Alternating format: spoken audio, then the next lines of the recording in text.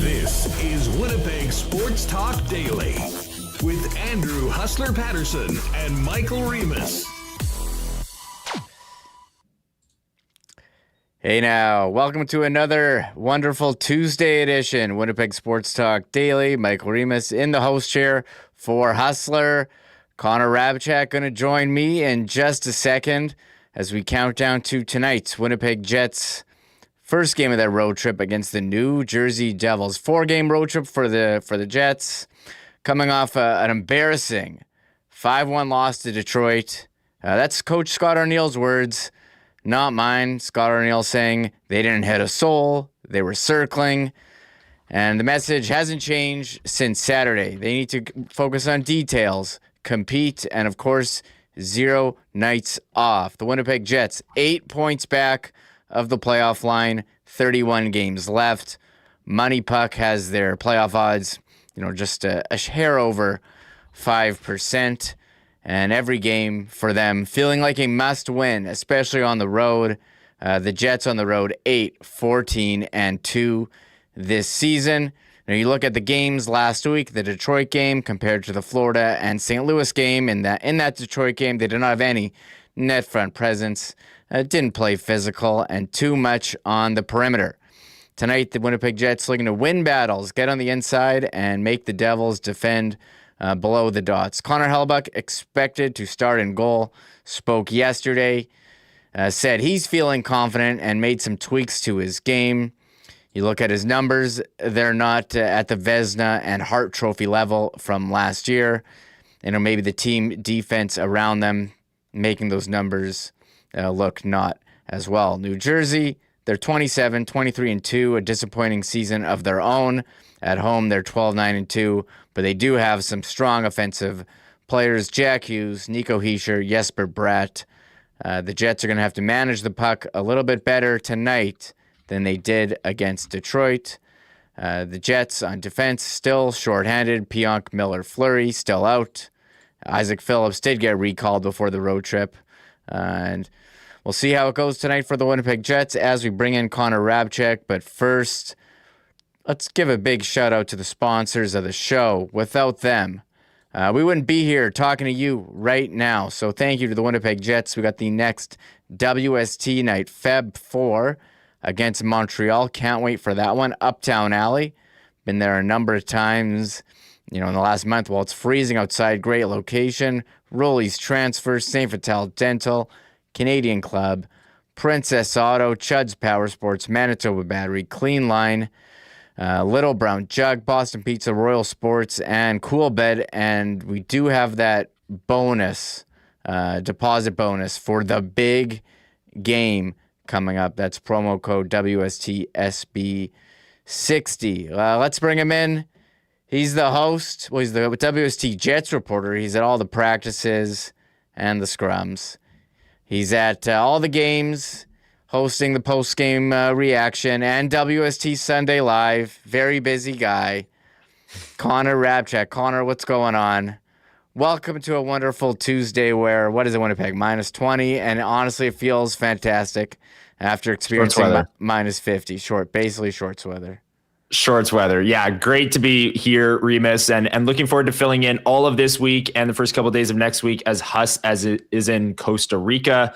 Tough road trip ahead for the Winnipeg Jets. They get the Devils tonight, Lightning, Panthers, Stars, and then come back and play the Canadians on Winnipeg Sports Talk Ticket Pack night for their final game before the break. And tonight's game, the Devils, interesting team. I mean, they missed Jack Hughes to that freak accident, dinner injury, cut his hand or whatever the final report was.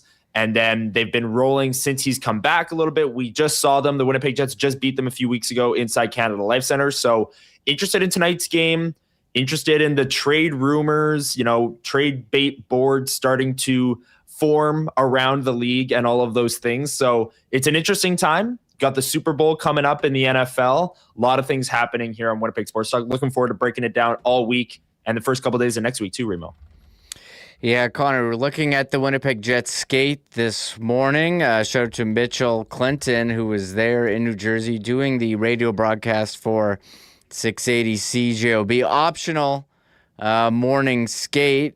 And these are the players who are taking the option. Salamonson, Stanley, DeMello, Shen, Phillips, and Neil Pionk on the ice. Forwards, Velarde, Kepke, Pearson, Barron, Nyquist, only Comrie, and Mitch feels that indicates Connor Hrabchak starting in goal. Bit of a surprise here to see Neil Pionk on the ice, Connor.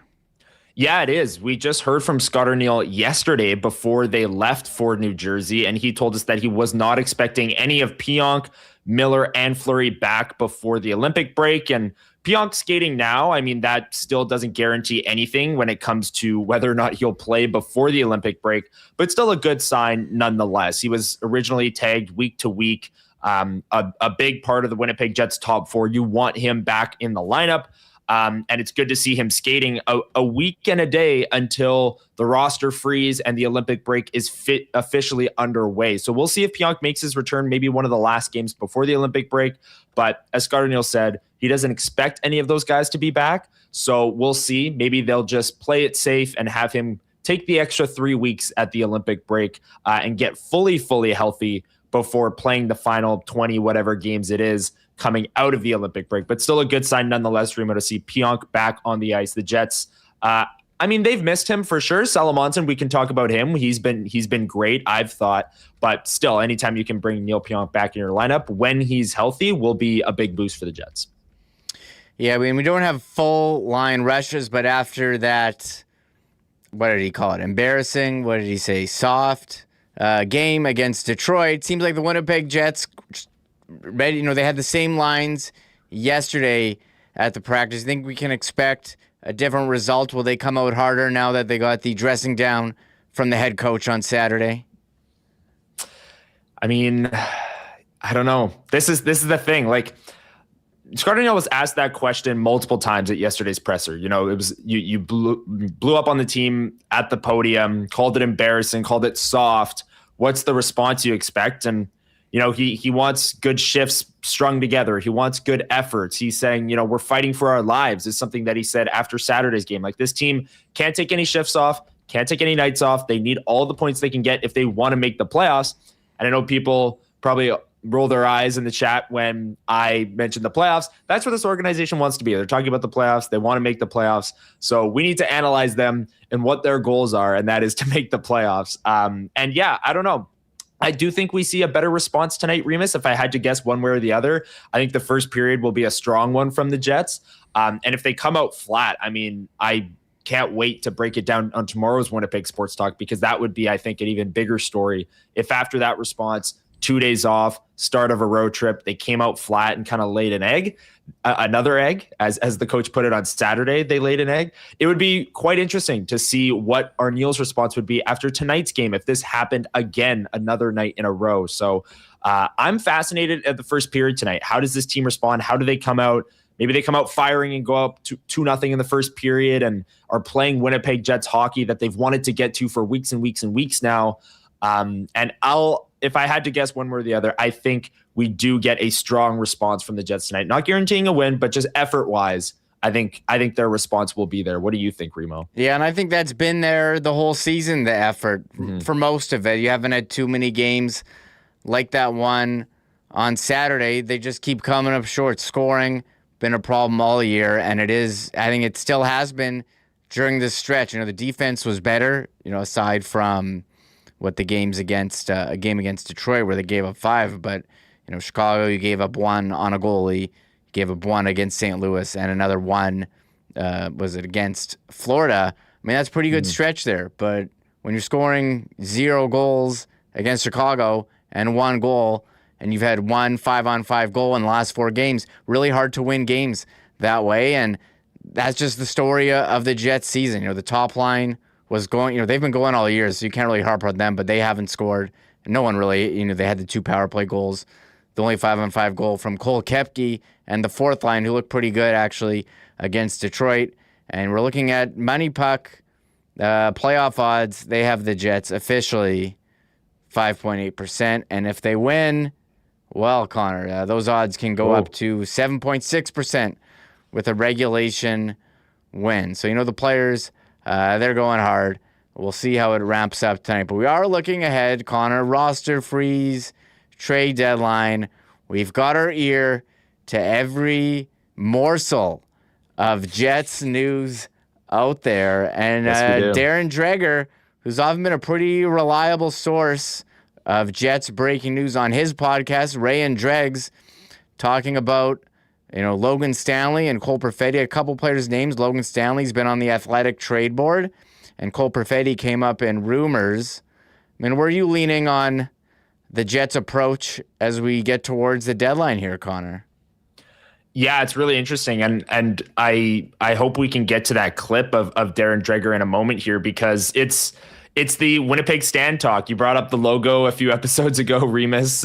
It's the most polarizing topic for this Winnipeg Jets group as we near the Olympic break and the trade deadline. And like I said, there's only going to be 5 games between the end of the Olympic break and the trade deadline. There it is. Winnipeg Stand talk. Here we go. The daily quota is being hit as we speak.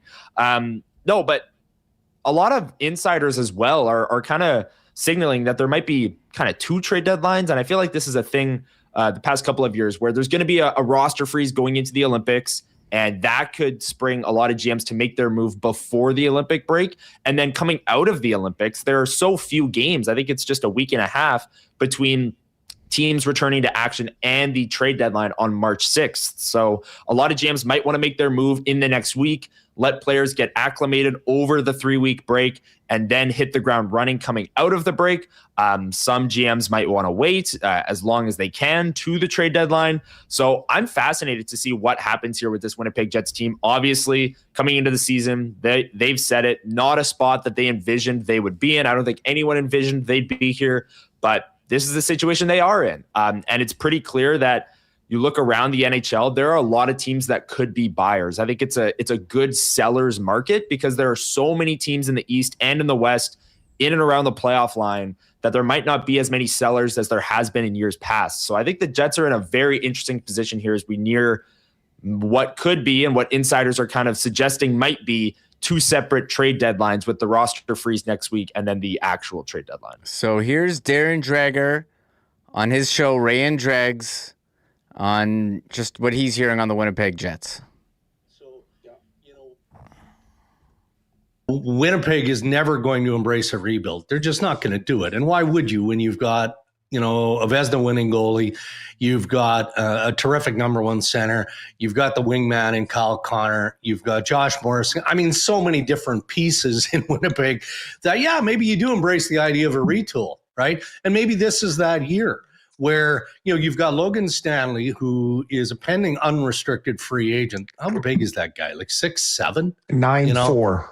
He's just enormous. Having a hell of a year. Human. He's enormous. Having a great year. So if you're not comfortable with whatever that contract looks like, and I honestly, I don't think they've engaged yet with Newport to figure that out. You might have to make a tough call. Look, there's been tons of speculation around Logan Stanley, around Cole Perfetti. What if Shane Wright is available with Seattle? I know that Winnipeg has not talked to Seattle about Shane Wright. That's not to say Shane Wright isn't going to be in play. We know that Seattle's looking for a top winger. That's what they need. But, again, I always ask you to put your GM hat on. If you're Cheveldayoff, wouldn't that getting another decent first-round draft pick be enticing, even though it comes at the expense of a Logan Stanley? I mean, doesn't that make sense? Or you consider Perfetti? I don't know, but it does make some sense to me. So there's Darren Dreger from Ray and Dregs, and very interesting stuff there, Connor.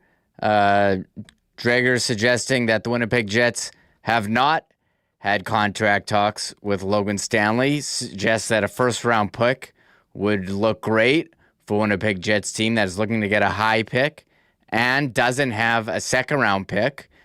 Additionally, we met, there are rumors floating around about the Jets and Shane Wright. Dreger's saying they haven't had any conversations. Your thoughts on Darren Dreger's comments there?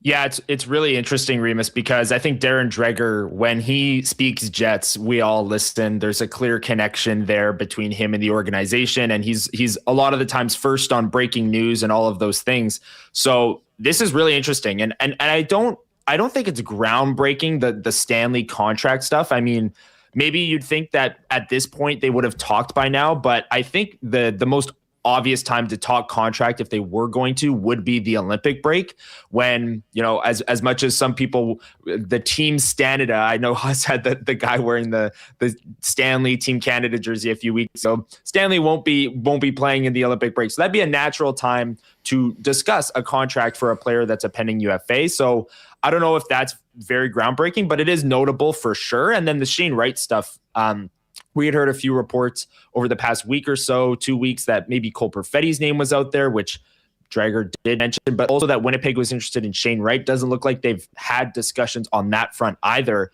And the clip ends with Dreger, of course, but Ray Ferraro, I think after that, makes a really good point that with these kind of two trade deadlines that the insiders keep pushing, with the freeze next week and then the official trade deadline, it's going to be interesting to see how a team like Winnipeg handles that with a guy like Logan Stanley, because, what if a lot of these teams, and Hustlers talked about this too, a lot of the top contenders in the league have already moved their first round pick. So there aren't many first rounders to go around in the NHL if that's what you're looking to move Logan Stanley for. And what if you have an offer on the table before the Olympic break that you like, and you haven't had contract talks yet, and you were waiting for the Olympic break, and then a team maybe pivots and goes away from Logan Stanley, and then you're there at the trade deadline and you don't have a contract or an offer that you like, and you're kind of left holding the bag. And Ray Ferraro, I thought, brought up a good point that a team in Winnipeg's position can't really wait on something like this, at risk of losing out on a package that they might want for a guy like Logan Stanley if they don't like the number that they hear in the contract negotiations. So it's a very fascinating situation. Definitely notable that the Jets haven't had any talks yet.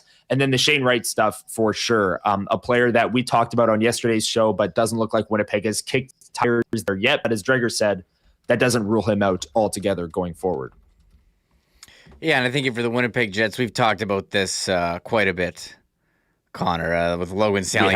He's a third pair defenseman.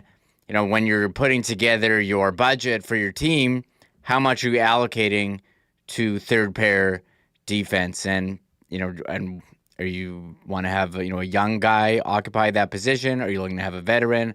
That's something for the GM to decide. They already have other players signed.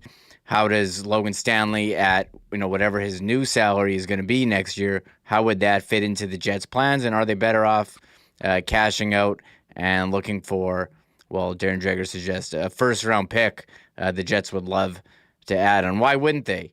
Why wouldn't they, Connor? And we do have some other hockey news this week, as the Olympics just around the corner.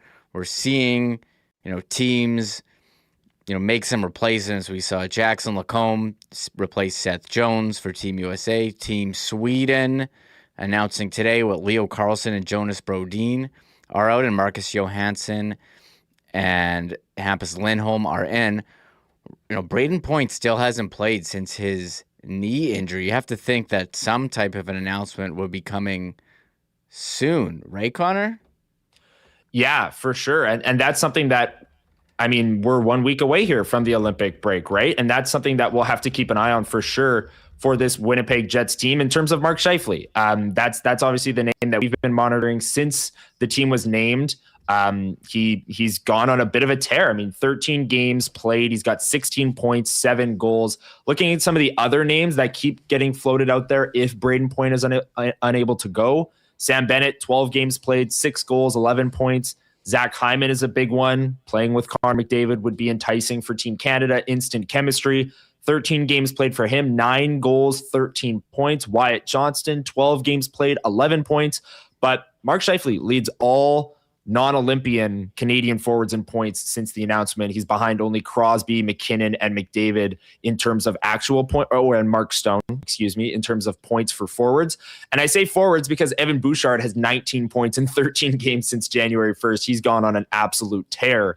But yeah, Mark Scheifele is a name that we'll absolutely be watching for here. A player that we all felt was maybe a snub when the roster was announced. And if Braden Point is hurt and unable to go, definitely a player that they'll be looking for. And Connor Bedard as well, a name I didn't even mention there because I think his January has maybe played him out of consideration for that. He only has 1 goal since returning, and it was the empty netter that he scored against the Jets in a 2-0 win last week. So I don't know if Connor Bedard would be on Canada's radar, given his form since coming back from injury. But Scheifele, Bennett, Hyman, Johnston, all playing well. Scheifele with 16 points in 13 games.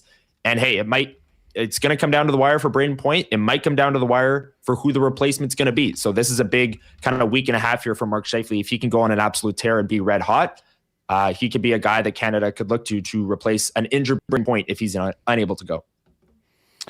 Yeah, we'll have to see how this shakes out. It would be nice. We already have Josh Morrissey, if you're following Winnipeg Jets, at the Olympics for Canada. Of course, Kyle Connor and Connor Hrabchak, Team USA, Nino Niederreiter, Team Switzerland. But how nice would it be to see, would he be wearing number 55 on a jersey there for Team Canada? I believe that's Colton Parayko's number. Right. So we'll have to see potentially what number it could be if he were to be named. Connor, it's been great talking with you. We'll catch up later on throughout the show. But first, I'm going to go to Hustler, and then we'll bring in Mike Traikos from the Hockey News as we take a look around the NHL. But first, here's Huss. During these cold winter days, and you're looking for things to do, might I suggest you head down and see our friends at Uptown Alley at 1301 St. Matthews Avenue. While it's cold outside, things are heating up on the lanes at Uptown Alleys with tons of 5-pin lanes, 10-pin lanes, and an incredible state-of-the-art arcade, and so much more for both group parties, corporate events, or just getting together with your gang or the family to kill some time when it's a little bit tough to be outside. Uptown Alley has incredible food and beverage options as well, so it's a great place to spend an evening, spend a day, grab something to eat, and have a heck of a lot of fun. It is the perfect place for birthday parties for kids, teens, or adults, and their event staff will take care of your group or corporate event and make it so easy. All you do is decide what activities you want, what you're going to be eating, any add-ons, and their event staff will take care of everything else. You can find out more information on all of it at uptownalley.ca. Give them a call at 488-0000. And don't forget, 7 days a week, their bowl and play special after 9 p.m., $20.49 for 90 minutes of 5-pin bowling and a $10 arcade card.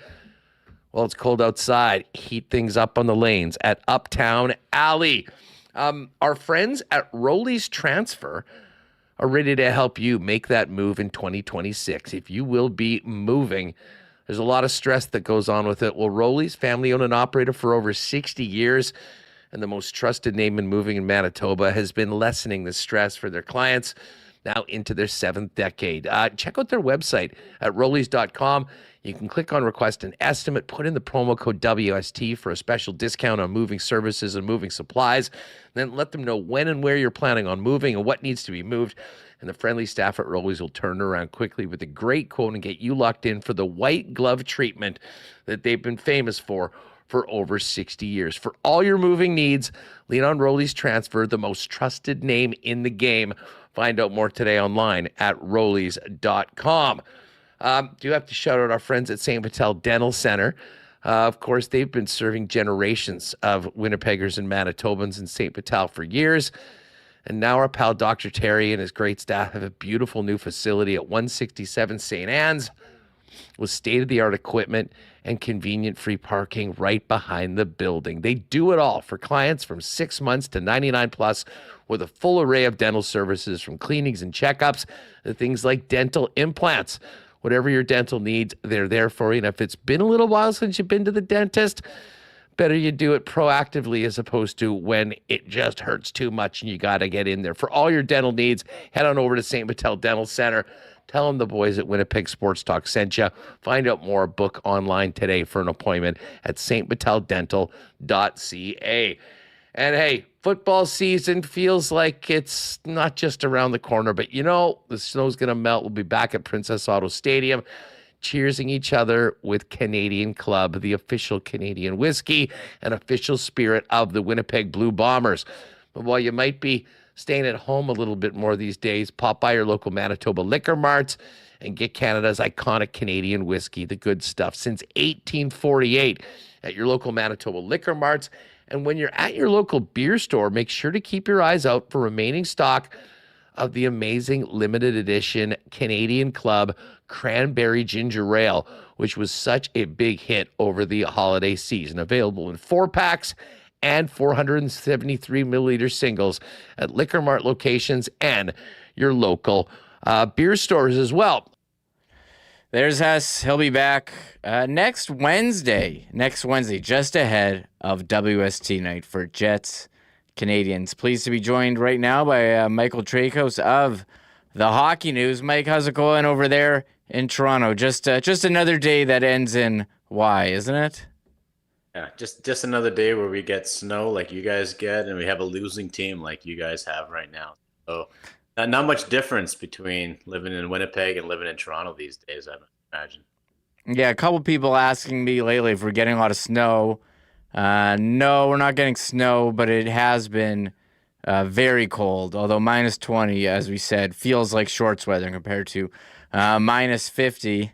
I was just talking with Connor about the Olympics here, and one topic for Team Canada that's been debated is the starting goalie. Jordan Binnington played amazing at Four Nations, and you think earned himself a job, but Logan Thompson brought in Darcy Kemper, and I think there was some. You weren't really sure if Logan Thompson was going to get named because of perceived beef with head coach Bruce Cassidy. With the Golden Knights in Toronto last week, you had the opportunity to chat with Bruce Cassidy about that, didn't you? Yeah, and perceived is probably the key word because there's been a lot of talk. I think Steve Valiquette with the NHL Network covers games for the Rangers is the one that raised the issue, saying that both Bruce Cassidy and the coach before Cassidy, Peter DeBoer, both didn't enjoy their time with Logan Thompson. And I asked Cassidy about it because obviously Logan Thompson was left off the Four Nations roster, and despite having arguably the best numbers of any Canadian goalie at the time, this time last year. And he basically said, listen, it wasn't a matter of him blocking Logan Thompson's path to the Canadian team. It was more or less, they asked him what, would they take Adin Hill or Logan Thompson, and if he had any opinions on that. And he said, well, I'd go with Adin Hill. Here's a guy that won a Stanley Cup for Vegas and was currently the Vegas goaltender, where Logan Thompson was already playing in Washington at the time. So, Cassidy said that he's, obviously happy for Logan Thompson, the fact that he's, made his way onto this team. And, to that end, he said, I wouldn't be surprised if he ends up being the starting goaltender. And if he wins a gold medal, he goes, if he can win a gold medal for us, I'd be driving him back and forth to the rink in Milan every day. That's how much I just care about winning. So, kind of squashing that sort of, like I said, perceived beef between the coach and the goaltender. And, let's face it, things didn't end well with Thompson and the Vegas Golden Knights. He was the odd man out and ended up requesting a trade to Washington. But I think if you're Canada and you're looking at the goaltending situation, right now, I don't know how you can go to Jordan Binnington. I think since the team was announced, no goalie in the NHL has a worse save percentage. And, if you look at his stats all year, he's like in the bottom three with goals against average, save percentage, goals saved above expected. So, it's going to be a difficult situation because I get it. He's a big time goalie. He showed that at the Four Nations last year. He won a cup for the St. Louis Blues, and obviously GM Doug Armstrong, is his boss in St. Louis. He's also his boss for Team Canada. So, if I was going to game plan it, I think Binnington gets maybe game one start. And then from there, it's, if he's looking good, you kind of roll with him. And if he's not, I think Logan Thompson or Darcy Kemper, both of them can give you great goaltending heading into this tournament. Yeah, that's something for Canada that will have an eye on goaltending. Always a huge factor, as we saw there in the Four Nations. We're about a month after the rosters were announced. I think it was December 31, Jan 1. Do you think any of the GMs on Canada or USA would have any regrets on some of the selections that they've made here a month after? Well, if I'm Bill Guerin, I don't know how you wouldn't have regrets, especially with JT Miller and Vincent Trocheck and how both of those guys are playing. And, if I'm Doug Armstrong, you're probably looking at Drew Doughty going, okay, did we really need to name this guy to the team? Because, as many have said, like, he hasn't had a point in the month of January, hasn't had a point in, 2026 so far. And you look down the list, and whether it's Matthew Schaefer or Evan Bouchard, who's just putting up ridiculous points now from the back end, both those guys, you'd have to say, deserve a spot ahead of Doughty. And, Bouchard, the problem with him is he's got his warts defensively. And, for what he does on the offensive end, he kind of counteracts that by playing just an awful defensive game at times. So, I know Canada's looking at not just bringing one-dimensional players to the Olympics. That's partly why, Connor Bedard might not have earned a spot. And, it's probably why a guy like Bouchard was maybe never even in the mix. But, when you're talking about, like, maybe not buyer's remorse, but remorse from the GM side from a selection standpoint, yeah, I think on the back end, Drew Doughty's probably the one that you're looking at going, okay, if there's an injury, to Doughty right now, that would make life a lot easier. Yeah, well, last year there were certainly, with the Four Nations, certainly some question marks, but with Canada winning gold, they all got erased. I guess it depends sometimes on the result. We'll have to see. For Team USA that struggled to score goals, leaving goal scorers like Cole Caulfield or Jason Robertson off, certainly questionable. And just hoping we get some good hockey, and I can't wait for the Olympics to start up. But as we head towards the Olympic break, we're seeing some teams begin to make some trades. We saw Calgary deal away Rasmus Andersson, for a team that's near the bottom of the standings. What else could we see from Calgary here as we move towards the trade deadline? I guess the big question is Nazem Kadri. And, Rasmus Andersson had been rumored to be, on the trading block for over a year now, going back to last season. And, Kadri's got a lot of term left. And, I guess it's, what do you make of that Calgary team? If, can they get enough value back for Kadri where it makes sense, where you're going to accelerate that rebuild, or do you want to hang on to him? And, he's a good soldier. He's a guy that, if you're going to have some young bodies in the lineup, either this year or next year or the year after, he's not a bad guy to learn from. He's a Stanley Cup winner. He's a guy that was a top pick who really had to kind of survive his time in Toronto and came out on the other end and, became a real good player. And you're looking around saying, okay, well, that's probably why a lot of teams that have Stanley Cup aspirations this year, Colorado among them, would probably love to have a Nazem Kadri. I could picture him being in a Montreal Canadiens jersey and, really solidifying their center depth. So it's going to be interesting. If I'm the Flames, I think Kadri's definitely a guy I do want to dangle at the deadline and see what you can get for him, just because it's going to bring back a return that could really help you out and, like I said, accelerate that rebuild. Yeah, Calgary's certainly one team, looking towards a rebuild. The other team, Vancouver, already signaling with the Quinn Hughes trade, and today Thatcher Demko out for the year with another injury. It's, great when healthy, but that hasn't really happened. You're hearing rumors Evander Kane, his agent looking for a trade. What's Vancouver going to look like after this deadline? Yeah, Michael, it's never a good idea when your agent's the one that has to make the trade. Yeah. That basically tells you that the GM already tried and he came up empty. And then he's going, okay, you want to get him traded? All right, he's your problem now. You go ahead and try to make the trade. So I don't know how many teams are going to be interested in Evander Kane. Let's face it, if you can get him in the right spot, and I think Edmonton's a perfect example of the right spot where he kind of came in there and, when he was healthy, I thought he was great for the Oilers. He was everything that, Ken Holland at the time really wanted him to be in Edmonton. But, there's a danger there of kind of upsetting the apple cart. And I think if you're a team that, is rolling right now, and again, I've heard, maybe Colorado might be interested, and, that's a strong dressing room. Obviously, they got Gabe Landeskog, Nathan McKinnon, Cale Makar. I don't think Evander Kane's going to be, telling those guys that, he's only going to play a certain way or he's going to be dogging it or anything like that. But there's still that concern where everything is going so right for a team like Colorado, or, just name any of the teams that are kind of already solidified in a playoff spot. And, there's a risk in bringing in Evander Kane there.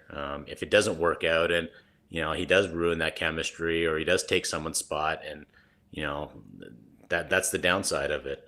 The other guy for Vancouver that I could see, teams being interested in, or at least poking around, and you don't have to be a Stanley Cup threat this year because he's got a lot of term left on his deal, is Elias Pettersson. And I think, in the right spot, maybe a Boston would be a perfect fit for him. I could see that deal making a lot of sense. The only problem is if you lose Pettersson is, what are you really left with in Vancouver? And I get it. Pettersson hasn't been, the same player that he was early on in his career. And, there's probably a number of reasons for that.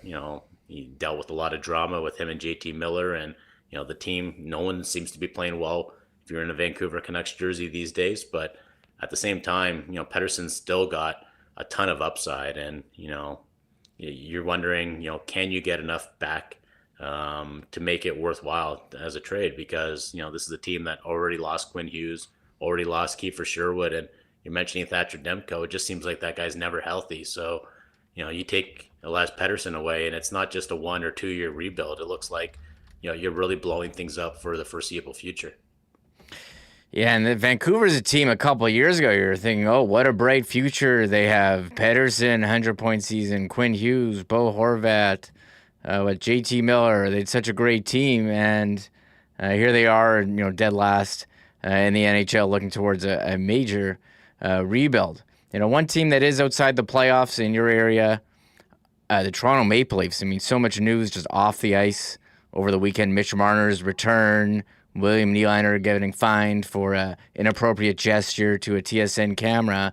But on the ice, I mean, they're outside of the playoffs. What's Brad Treliving looking to do here as what's a real disappointing season after they've been a perennial playoff contender? It's a really good question because, you would look at that Leaf team right now and the injuries that are piling up and just the inconsistencies that we're seeing on a night-to-night basis, and you would say, okay, they're not a buyer. There's no way that they're just 1 or 2 pieces away from turning this thing around because, they just haven't shown it all year. At the same time, if I'm Brad Treliving, you got to start worrying that if this team misses the playoffs and you're the guy that allowed Mitch Marner to walk basically for nothing. Like, I know they got Nicholas Roy back from Vegas and in that trade, but let's face it, they basically let him walk for nothing. You miss the playoffs, you might not get another shot at this. You've already kind of, you haven't fired Craig Berube yet, but, I don't know if you have that long leash if you're Treliving. And you only got a couple more years left out of Austin Matthews, or maybe I think 3 more years left out of him. So, it's not looking good there. And, if I'm Treliving, the prudent thing to do would be to, try to, sell off some assets and accept that this year just didn't work out, and, try to build through the draft a bit and maybe not do a rebuild, but at least a 1 year retool or a reset, and try to come back next year healthy and, ready to kind of battle once again for a playoff spot. But, this is Toronto. This isn't, a team out south, and or even, this isn't the Ottawa Senators where you can kind of afford to miss the playoffs here and there. Toronto has made the playoffs each and every year that they've had Austin Matthews in the lineup. And, to go from being a team that a lot of us thought was going to win the Stanley Cup, one of those years, to accepting that you're going to miss the playoffs, I don't think that's going to be something that fans or management or ownership really can swallow right now. So it really does put the Leafs in a difficult spot. Obviously, after the Olympic break, you're hoping that William Nylander and a lot of those defensemen, like a Chris Tanev, gets healthy, and you can kind of go on a winning streak. But there's a lot of teams in the Atlantic saying that, primarily the Florida Panthers, who, are below or just above where the Toronto Maple Leafs are right now. And they're not looking that much better anyway. So it's going to be hard to make the playoffs, even if everything goes right for the Leafs. But, the way it's looking right now, I wouldn't bet against it right now. Yeah, you mentioned Craig Berube. I mean, just feel for him with that gym accident. We showed the scar yet. Do you see that in person? That's gym nasty. Accident. 50 stitches, Michael. And he's got a black eye, we still haven't too. got to the bottom of that. Like, he says gym accident. It's like, I like working out like everyone else, but I don't know how you get a 50 stitch scar on your forehead and a shiner from working out in the gym. So, unless his gym is like some sort of MMA fighting kind of UFC style gym, I'd like to kind of get to the bottom of what exactly happened there. I don't mean to laugh. I mean, this is very scary looking, but when your guy says gym accident, he's got a horseshoe on his, looks like someone tried to peel back his scalp. That's scary stuff. 6-year-old guy. And hopefully everything's okay there, because that's horrific. But, you look at the East, and what amazes me about the East is a lot of teams that were in the playoffs last year, not in right now. Florida, you mentioned, Toronto, Washington, New Jersey, Ottawa. And, it's crazy to see. Is there any of those teams that you think could get back in? And could one of these surprise teams that are in right now, like a Pittsburgh or Detroit or Buffalo, fall off? Yeah, I keep waiting for Buffalo to kind of come back down to earth. I don't know if it's going to happen. Like, the way they're playing, like, they're getting great goaltending now from both their guys. And, they just re-signed Josh Doan. And, he seems to be sort of, I know he's not wearing like a letter on his jersey, but you're going to talk to a lot of the Sabres, and they're playing the Leafs tonight.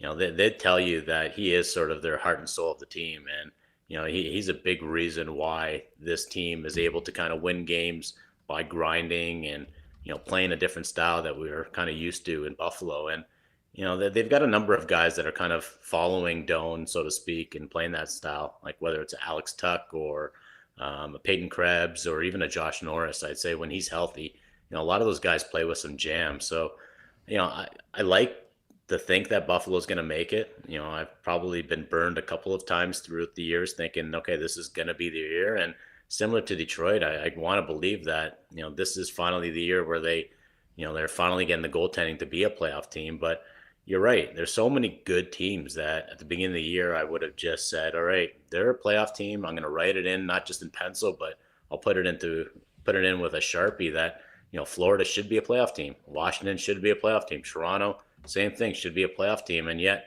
how do all three of those teams make it? And, who are they knocking out? Like, I'm starting to believe in Pittsburgh as well. Like, I could see Kyle Dubas really going heavy at the deadline now and ensuring that this Penguins team is going to be a playoff team. So, if I had to pick one of those teams that you mentioned who's looking on the outside looking in, I'd have to say Florida, just because, they're starting to get their bodies back. Matthew Tkachuk is now playing.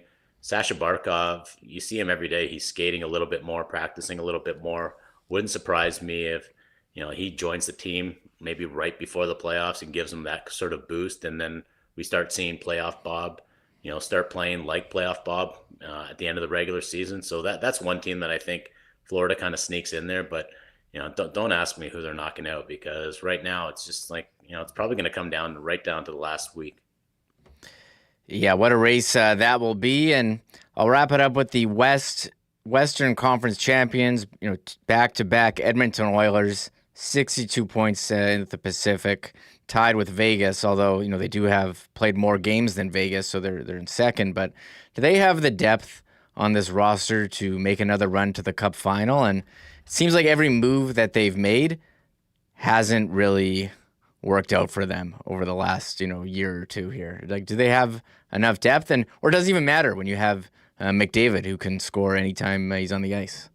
That's what I was going to say. Does it matter if you have the depth, if you've got the greatest player on face of the planet, and you've got a guy in Leon Draisaitl who's arguably, either number 2 or number 3, depending on, how good Nathan McKinnon is that week. But, the Oilers, they're always going to be a tough out just because, McDavid does so many special things. And with the way that their defense is now scoring, like who would have thought Matthias Ekholm would have scored a hat trick this year? The guy had gone like 22 games without a goal, then he gets 3 in a row.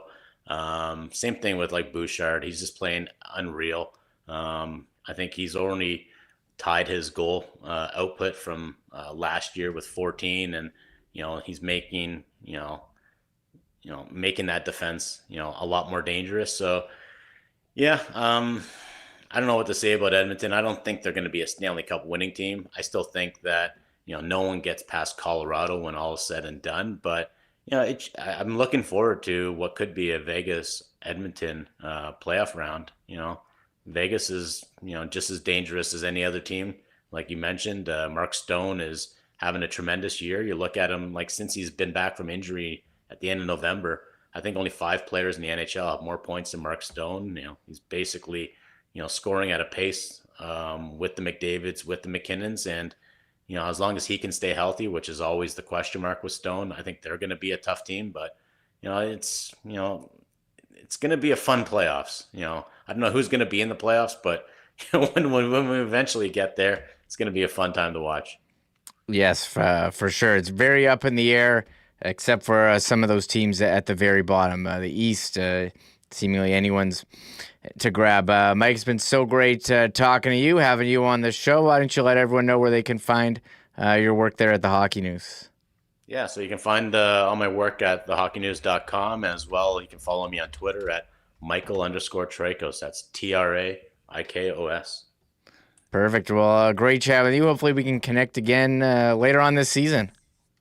Awesome. Thanks so much, Michael. Yeah, perfect. There he is, Mike Traikos at Michael_Traikos on Twitter, now known as X. Great conversation there on the latest NHL news. I'll be back with Connor and also Jeff Hamilton of the Winnipeg Free Press. But first, throwing it to Huss.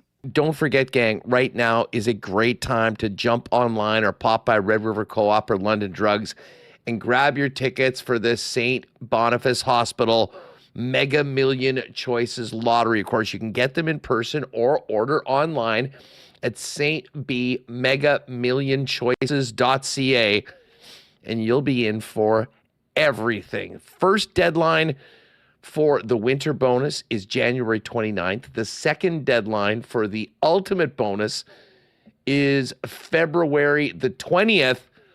And of course, in addition to all the incredible early bird prizes with more than $500,000 in prize draws and winners, including the biggest ever bonus and the all-new World Cup experience prize package worth over $10,000 in Vancouver, you'll be in for one of the 6 grand prize options. 5 $1.5 million dream home packages in Winnipeg and Vancouver Island, or $1.25 million cash tax-free.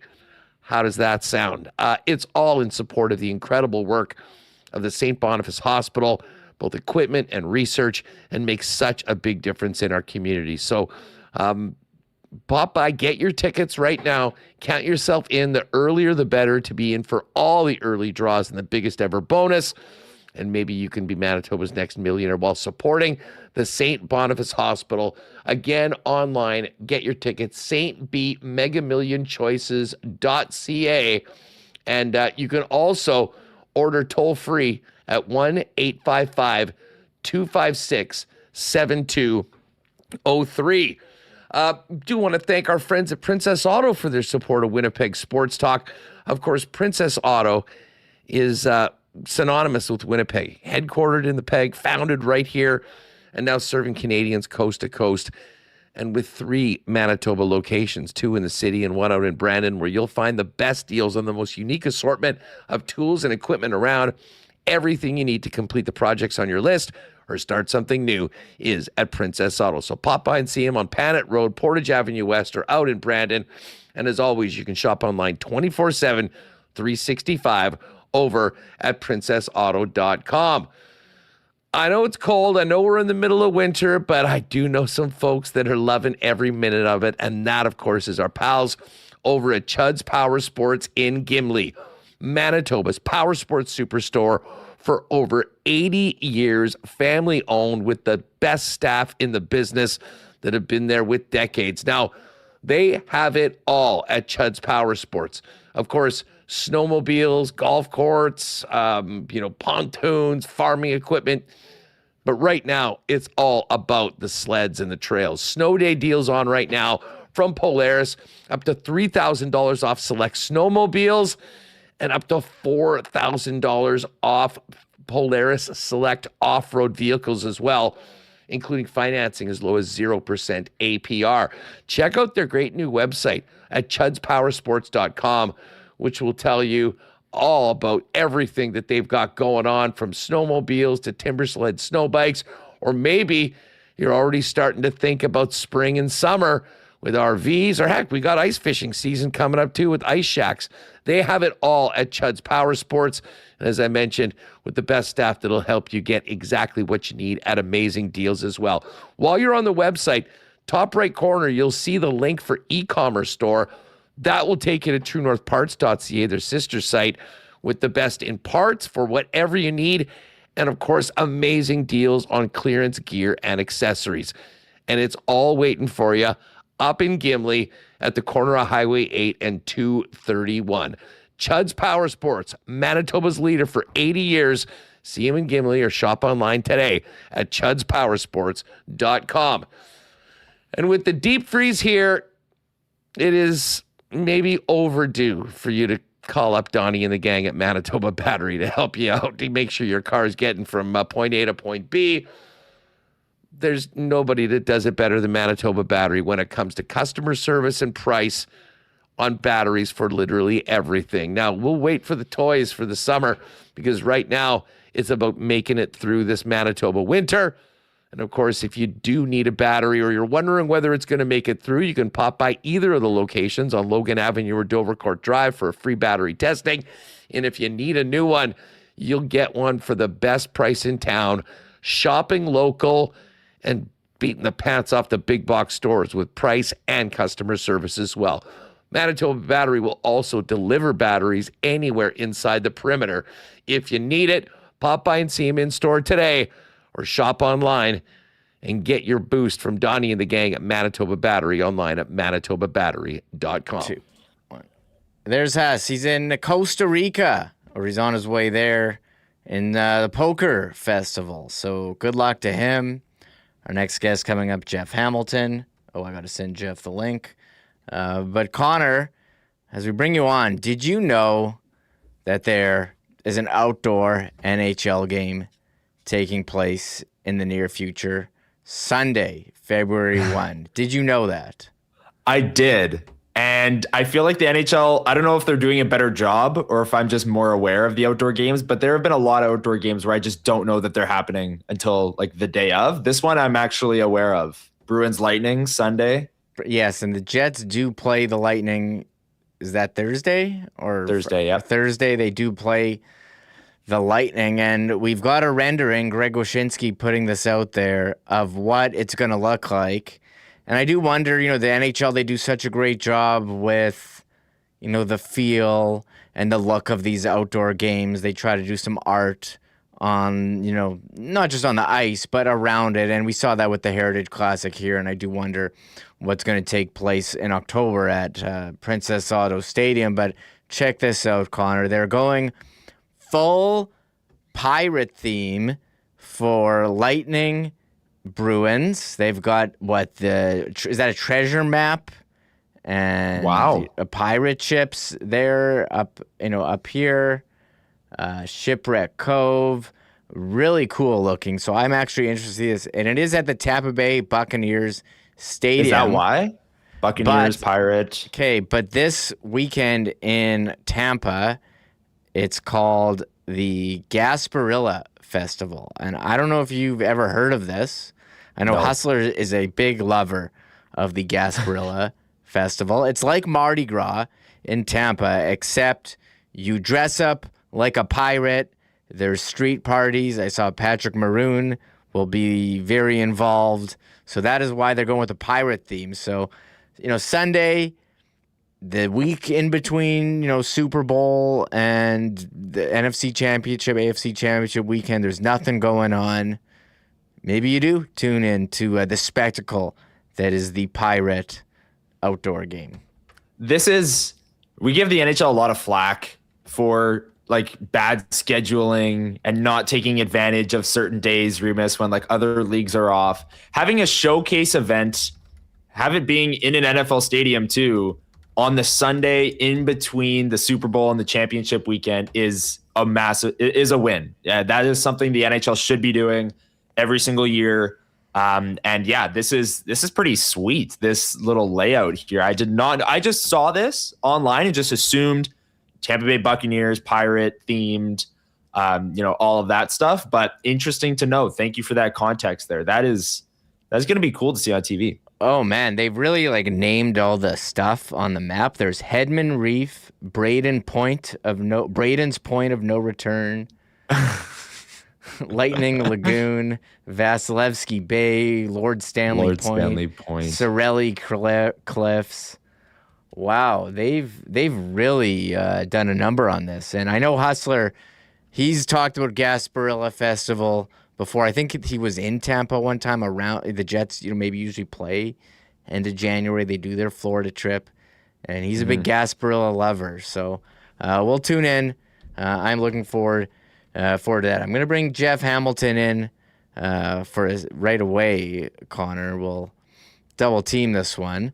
But, we did have some Blue Bombers news today, Connor. Kyrie Wilson coming back, and it seems like the Bombers just bringing back a lot of guys, and I guess that's what you do at this part of free agency. Right. Yeah. The official free agency period hasn't opened yet. I can't wait to hear Jeff's thoughts on, a lot of the pushback that people are giving for the Bombers is that they're bringing back the same core. They're running it back. How could they do that after last year? So Kyrie Wilson is a guy that maybe, like Stanley Bryant, I would sign until he's 60 years old. If he's not a guy that, I would bring back Stanley Bryant all the time, but it's going to be interesting to see what Jeff has to say about Kyrie Wilson here. We'll bring him in. Jeff Hamilton, Winnipeg Free Press, WST poker champion on his way. He'll be joining Hustler in Costa Rica. But Jeff, it is that part of the CFL offseason. We're getting a lot of signings. We did get the news for the Bombers, Kyrie Wilson. Are the Bombers bringing too many guys back here for a team that barely squeaked into the playoffs?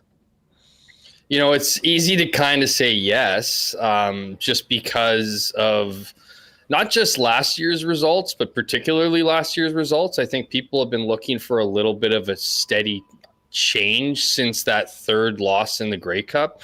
That kind of was the straw, in my opinion, that broke the camel's back as far as hey, you need to do something differently. And I think when you look at the 2025 season and the fact that the Grey Cup was in Winnipeg, maybe you didn't want to do too much too quickly. And I would argue over the last couple of years, they kind of have moved on from players, particularly a couple of years ago, right?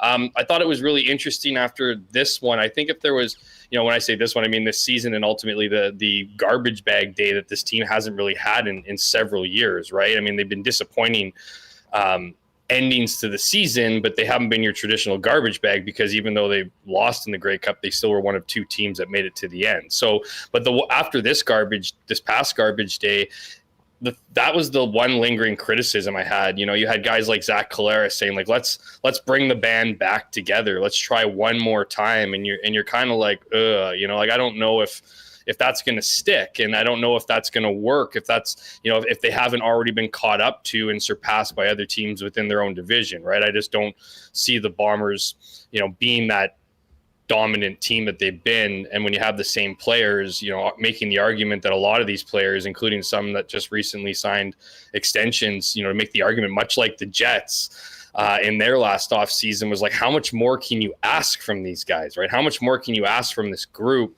before you have to do, a lot more oversale change or, maybe a little bit more youth, obviously. So I think the question is a valid one to answer your question. To answer it though, Huss, I mean, we're not going to really know. So Huss, Remo, we're not going to really know until the games are played, right? So but you get this feeling that you're kind of going down this path again, where it wasn't a bad season last year, right? 11-7 isn't a bad output, right? So like, I think for this team, they can build on that. They can do that, but you wonder, can they do that with the same group? And again, we're not going to get that answer until the games are ultimately played. I'll say this before I hand it off to Connor. I think that one of the bigger issues of the season last year was with the play calling, was with the receivers. We have seen some top name receive. They switched the OC. If someone who's more in tune with Zach Collaros. They did sign some different backup quarterbacks, and you wonder what this guy Perkins from the UFL, if he could make an impact if he had to step in. And look, in the last couple of years, you have to think it's going to be likely that Collaros will be injured at some point, and just how quarterbacks are. But you look at the receivers, you did see Tim White and Austin Mack cut over the last week here. Could one of those guys be a target for the Bombers in free agency, or could the Bombers look at looking at other positions for an impact player? Yeah, I think that the receiver position is an area of, I don't know if you want to say concern at this point. I would put it as far as concern, right? Concerning when you consider what this unit used to look like only a couple of years ago. Obviously having prime Dalton Schoen, Kenny Lawler, right? I keep saying this and it sounds like a negative against him. It's not. Nick Dembski is a really, really good player and he deserves the contract he has. And, he's an ultimate athlete and he's a team guy. But when the Bombers are making the Grey Cup and particularly winning the Grey Cup, he's like your third or fourth receiver. And so in that respect, I think that this is an area that they need to improve on so you get the most out of guys like Nick Dembski. And I know you have Carrick Wheatfall, obviously, who's come in. Ontario Wilson is obviously a guy who can get the job done as well. But you kind of need more better, number one players, in my opinion. And so you look at two guys in Tim White and Austin Mack, and it's easy to see why the Bombers would be interested. Both are players who have experience in this league, who have excelled in this league. You look at Tim White in particular. Of course, he has the experience with Tommy Condell during his time in Hamilton. So to me, there is that connection there. But at the same time, why are these guys getting released to test free agency, right? Like this clearly wasn't a, I guess, I don't want to paint it negative, but it clearly wasn't a positive negotiation, right? Austin Mack still had years left in his contract. I think he was only 1 or 2 years into a 4-year deal he signed, right? His deal was kind of viewed as, oh, wow, look at the commitment that both sides are making in the CFL when all we hear about is how one-year contracts is ruining this league, right? But again, back to my original point that these are two good players with proven track records. But the question is, why did these negotiations not work out? Like, is Austin Mack, is Tim White, again, both guys who you could put up there, make arguments for sure, if not top 5, top 10 receivers in this league. What do they want? Right? Are they looking at the new contracts and seeing guys making high twos, looking at Nick Dembski, making that high middle twos, right? Like, are they looking at those guys and saying, hey, that's the money that I want, I can get somewhere else? And is that something the Bombers would be willing to give out, right? Would they be willing to give the low twos, high twos, maybe even 3 if that's what these guys are asking for? I don't think the Bombers are. So really it becomes more of, you try to use your own leverage, right? The Bombers haven't won that Grey Cup, but they've been a team that has been, well established as being a team that gives a lot to their players, treats them well. We all know the living in Winnipeg compared to places like Toronto or Vancouver is much more affordable, right? So they have these kind of things. And the other thing is, it's easier to take a haircut with another team than it is to take a haircut with your own team who you negotiated, in Austin Mack's case, that contract with. So I do think, while they might be asking for a certain number from the team that they've been with, that number could very well fluctuate, maybe depending on obviously the market, but I could see them taking less in their demands with the team they know nothing about than the team that they felt maybe they've been delivering for these last few years. Well, Jeff, we'll be looking forward to your CFL free agency coverage when it officially opens and see what the Bombers do. Let's move on to the Jets. I saw you in the press box Saturday. Not a great showing from the local hockey club. Scott O'Neill didn't think so. What did you think of the comments post game? And what are you expecting tonight as kind of a response from the group? Will we see one or more of the same, do you think? Yeah, I mean, the comments, how could you ignore them, right? They were incredibly biting. We've seen frustration from Scott O'Neill this season. Obviously, there's been plenty to be frustrated about. And while we've seen him be critical, I don't think we've seen him be this critical or point the finger this directly at the players, right? I mean, it's more his frustration is boiling over rather than his frustrations boiling over and he's calling out his team. Like this felt, and we've seen the comparisons really since it occurred, to Rick Bowness, right? Rick Bowness was a guy who called it as he saw it, right? If he saw a crappy performance from his team, that he was going to let the media know it as well. It wasn't going to be one of those, okay, we're going to read them the riot act and then come out and share to reporters that you like their game. Like that's what Paul Maurice loved to do, right? Obviously, Paul Maurice has figured things out on his own respect. But anyways, back to Scott O'Neill. Clearly, frustration has boiled over. And as far as a response, I mean, I'd like to say, much like with the Bomber, but like much like with the Bombers question, we're not going to really know until we see it. You'd like to think that a team who's, prideful, who's a team who we keep hearing isn't acting like a 30th place team or a bottom third team. There is no cracks in their armor as far as their confidence or as far as their camaraderie amongst one another. So when you get called out like that, and you haven't been, and you've lost 4 of your last 5 games, I mean, I would expect a response tonight against a team who's also struggling right now. So, yeah, but again, it's a wait and see approach. I think it's going to, I mean, you could say this about the rest of the games here, guys. I mean, we're going to get our answer one way or another. Like is O'Neill's message resonating? And if it is, then like it doesn't necessarily have to culminate in a victory tonight, but it has to culminate in an effort in a hard, playing hard, protecting the middle of the ice, forechecking, like doing all the things that Scott O'Neill has been essentially begging of his players. So, but if we don't see that tonight, I mean, that I'm not going to say that's the end all be all, but clearly something isn't getting through, or this team just isn't good enough to execute or beat, even a team like New Jersey. The Jets came back yesterday with, the exact same lines, kind of doing the same thing. Does that show there's a lack of accountability within the roster after a performance like that? I just almost feel like, I mean, you could make that argument for sure. Like I said, they've lost 4 of the last 5. I think Scott O'Neill's liked some of the game here, right? And you also have to understand this too, like his outburst, and I would certainly classify it as that, I think it's strategic, right? It's like the guys are getting on a plane to go on what's a pretty important road trip here to return only for one more home game before a 3-week break, right? I think he wants to make sure that these guys bring that edge, bring that response to the start of an important road trip, right? That's the messaging in all this.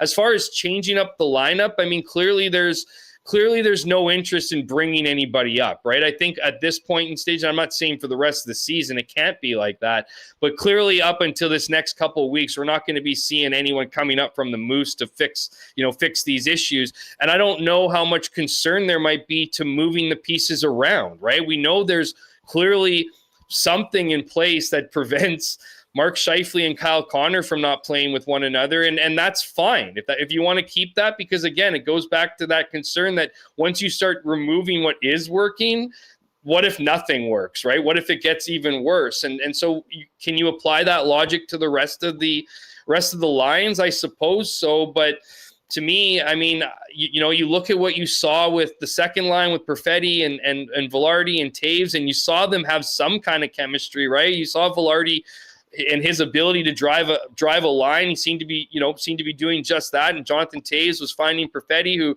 was so close, guys, to getting over the edge, right? Just talking positively about him. You could tell in the shows and the writings, people just wanted to say something nice about Cole. And, so he's kind of plateaued and even started to decline. So but I don't know if this is really the time to send messages. I'm not suggesting that changing up the lineup is also this massive message sender either. I think a lot of people have looked at Morgan Barron and believe that he the way that he's brought, the style in which he's played, that tenacity, speed, like he could use more time, maybe boost up the depth chart. But I don't know. It's kind of at certain points, you're just kind of rearranging deck chairs. And, like without any kind of new personnel, I think you kind of have to go with what even if it isn't working. And again, I'm not agreeing with it, but with this small group of games before a larger break to really, maybe recharge, rethink what this season brings.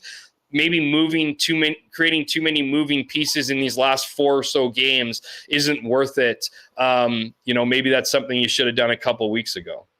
Well, looking ahead to the trade deadline and some of those moves that might be made organizationally for the Winnipeg Jets, it's been floated out there maybe a couple weeks ago that the Jets might try this hybrid buy and sell thing, and maybe more as of late, as they've lost 4 of their last 5, as you mentioned, we're hearing more of the sell side of it. What do you think Kevin Cheveldayoff's mindset will be heading into the trade deadline? And maybe just fill your obligation to talk about Logan Stanley for a certain amount of time as you join us here on Winnipeg Stanley Talk, Jeff. Well, you got to understand this, right? I think a lot of people, and I'm not putting any blame on fans or anything like that, but I think because of muscle memory over so many years here now, people are expecting like the Jets to be somehow in a position to negotiate with teams. Like no one's calling Winnipeg, right? Like nobody's sending their players to Winnipeg. What we've seen in the past, obviously, when Winnipeg has been prime position to be in the playoff spot and even be in a good spot to suggest that they could go on a run, players have left their teams for a chance to impress during the playoffs and then sign a contract either in Winnipeg or somewhere else. Like those candidates aren't coming. Like they aren't.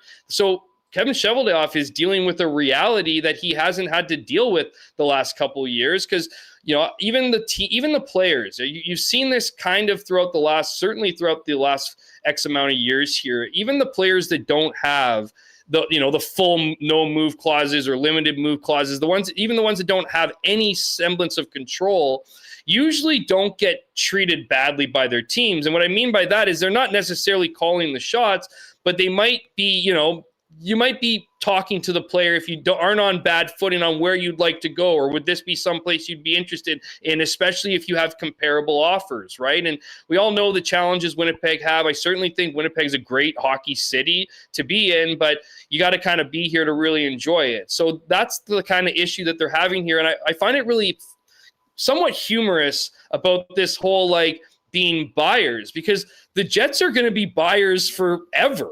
But in this, that definition is going to change over time. The Jets are not going to ever not listen to people who might be interested in players that the Jets believe could make their team better. Like the Jets, whether they're 32nd in the league or fighting for a second President's Trophy, is going to be looking for players who have term, who are cheap, who they believe can be a benefit to their team. Guess what? So is 31 other teams in the NHL, right? Like the reason why it's worked out for Winnipeg is they've had pieces in, they've had prospects, they've had their picks, they've had things that they've been able to use in the open market. Clearly, that's not the case this year. And to your point, Connor, to have to fulfill this Logan Stanley thing, I mean, now you got to start looking at at the situation you're in and not, kind of being caught with your pants around your ankles come trade deadline, right? If Logan Stanley, and you guys were talking about it, if those conversations, those contract extensions haven't started, and again, to your point, Connor, like there's a lot of time here over the Olympic break to, again, maybe take a little bit of a break as far as like a deep breath, but this is your opportunity to tie up some loose ends, business, things that you need to take care of heading into the trade deadline. And obviously Logan Stanley is one of those players. Jonathan Toews needs to be one of those players. Like if people are calling you for Jonathan Toews at the trade deadline and he's playing like what we've seen, maybe not recently here, but not in the distant past, then you have to take those calls, right? This idea that you're just going to keep a guy who you celebrated and had great plans for, and your team had great plans for at the beginning of the year, you can't stay true to those if it's just not, again, your reality. So I think there's a lot of tough decision making that needs to be made here. I don't think that the team they've been close to it for sure, and some would certainly argue all the way there, but they're certainly getting to that point where they do need to be making decisions, and they cannot sit on a player like Logan Stanley and wait to the end of the year and try and negotiate a deal with him when they know there's going to be interest out there, and especially if it's at a dollar point they're not interested in committing to. And again, the same goes for all of their unrestricted free agents. And again, what any team in their situation would be trying to do is trying to not only, acknowledge that this year didn't happen the way they envisioned, but doing that very, very important next step and making decisions based on that determination. So that's improving your team, whether you're buying players or selling them. Yeah, the Jets, you look at their number of UFAs, I think those are the easy ones to move. If it's Stanley, is it going to be Taves? And if you look at the forwards, Tanner Pearson's had a nice impact lately. Luke Shen, who's been tossed out, he doesn't have another year on his deal, right? Luke Shen, Cole Koepke. But do you think you could see a player, with at least a year remaining on his deal get moved?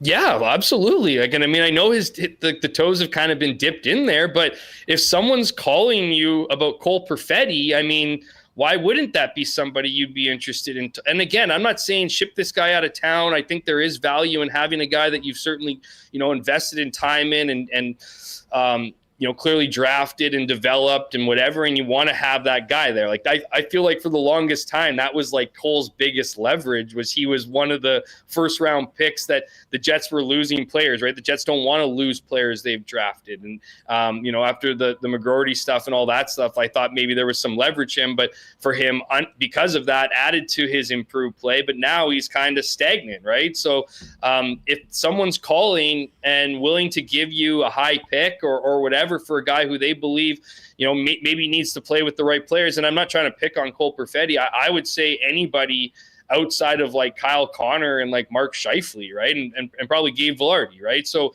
that doesn't leave a ton out there as far as guys who have, necessarily years on their deals here, but it does leave some options. And I think, if we're looking at words like retooling and stuff like that, I think that the Jets need to be unafraid. I'm not saying they need to do massive change, but they need to be unafraid of mixing things up a little bit if they believe, of course, that this deal, whoever it may include, is going to improve their team. Well, I think a way that the Jets can be unafraid in the sense of Morgan Barron has been one of the only players, I feel like, on a very short list of players that have outplayed their expectation coming into this season. And his cap hit is $1.85 million. It's not just this year he's under contract, it's next year as well. Fits the mold for contenders looking for that bottom six size and speed and a little bit of scoring punch, penalty killing ability.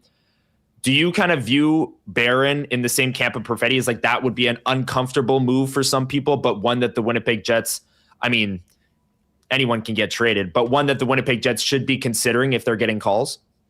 Absolutely. And again, it depends clearly on what the calls are what they're willing to give you. I'm not saying get rid of Morgan Barron to go get a third round pick or right. to go do those kind of things. Like I'm not saying get because to the point, like he's been one of the few guys that you point to every game or most games and you go, yeah, like he's not your best forward, but he certainly gave a crap all game and he brought that speed, and given his limited minutes and opportunity, he's certainly one of the players that you don't have an issue with.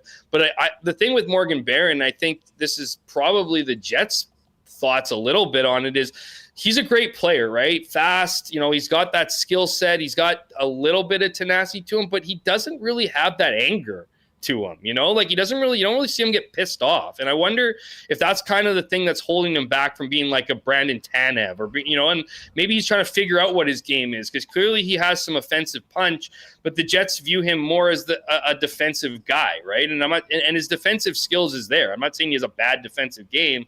It's just he kind of seems like a bit of an in-between. So, like, to me, like to your point, Connor, he would be a nice compliment for a team that's trying to push to the playoffs. He would be a nice addition. What's the return, right? Because if the return isn't, a second or first or something that's like, whatever, a player that you really like from another team. And I'm not saying that Morgan Barron's going to warrant first round picks. You know what I mean? I'm not trying to make that argument here, but if a guy, I guess my point is, if a guy who's exiting the door isn't bringing you back, something that you can get at least, in return as much, if not more, then I don't see why a Morgan Barron would be available. Cole Perfetti's brought out because he's a guy who now you're staring at an RFA contract. You don't really, does he deserve a raise from his $3.5 million? If so, not a big one. And are you ready to commit? Right. So I see less concerns around Morgan Barron, but I also see less potential of a return. So that's, I think, the things you got to weigh, but I'm certainly not getting rid of a guy that you've enjoyed or you've certainly seen progress with just to dump guys for draft capital, Well, Jeff, we'll be following as we go along towards the break and the deadline. It was great talking with you. What are you looking forward to most on your trip with Hustler in Costa Rica? What's the plan here? Getting in under some sun, man, and some nicer weather. We were supposed to fly out on Monday, so we were one of the collateral damage of the weather issue in Toronto. So we added a day on to the end of our trip, but we lost one at the front end. So I'm looking to get down there. My twin brother's coming down. He's coming down as well. So it's going to be an awesome trip. Looking forward to just taking in the sun and obviously winning the tournament. I didn't head down there to make friends. How's the poker game going into it? It's been good? Okay. I haven't played a lot of games, just the qualifying tournaments. But when I found out I was going to be heading to this trip, I started following. I was telling you this, Connor. I was following a ton of different like poker advice accounts on Instagram and stuff. So I feel like my algorithm, every second reel I get is like a situational position of like what I have. So I feel like I have a pretty good memory. So I'm hoping that some of those percentages or some of those, interesting videos I've watched slow down in my head and the game slows down in my head. And of course my heart rate slows down and I can just methodically pick off person by person until it's just me in the final circle. But hey guys, that's going to take a lot of luck and a lot of good cards. And that's certainly the plan. I'm also looking to soak up the sun and enjoy every bit that I'm down there. So fun and business and pleasure, guys, equal mix.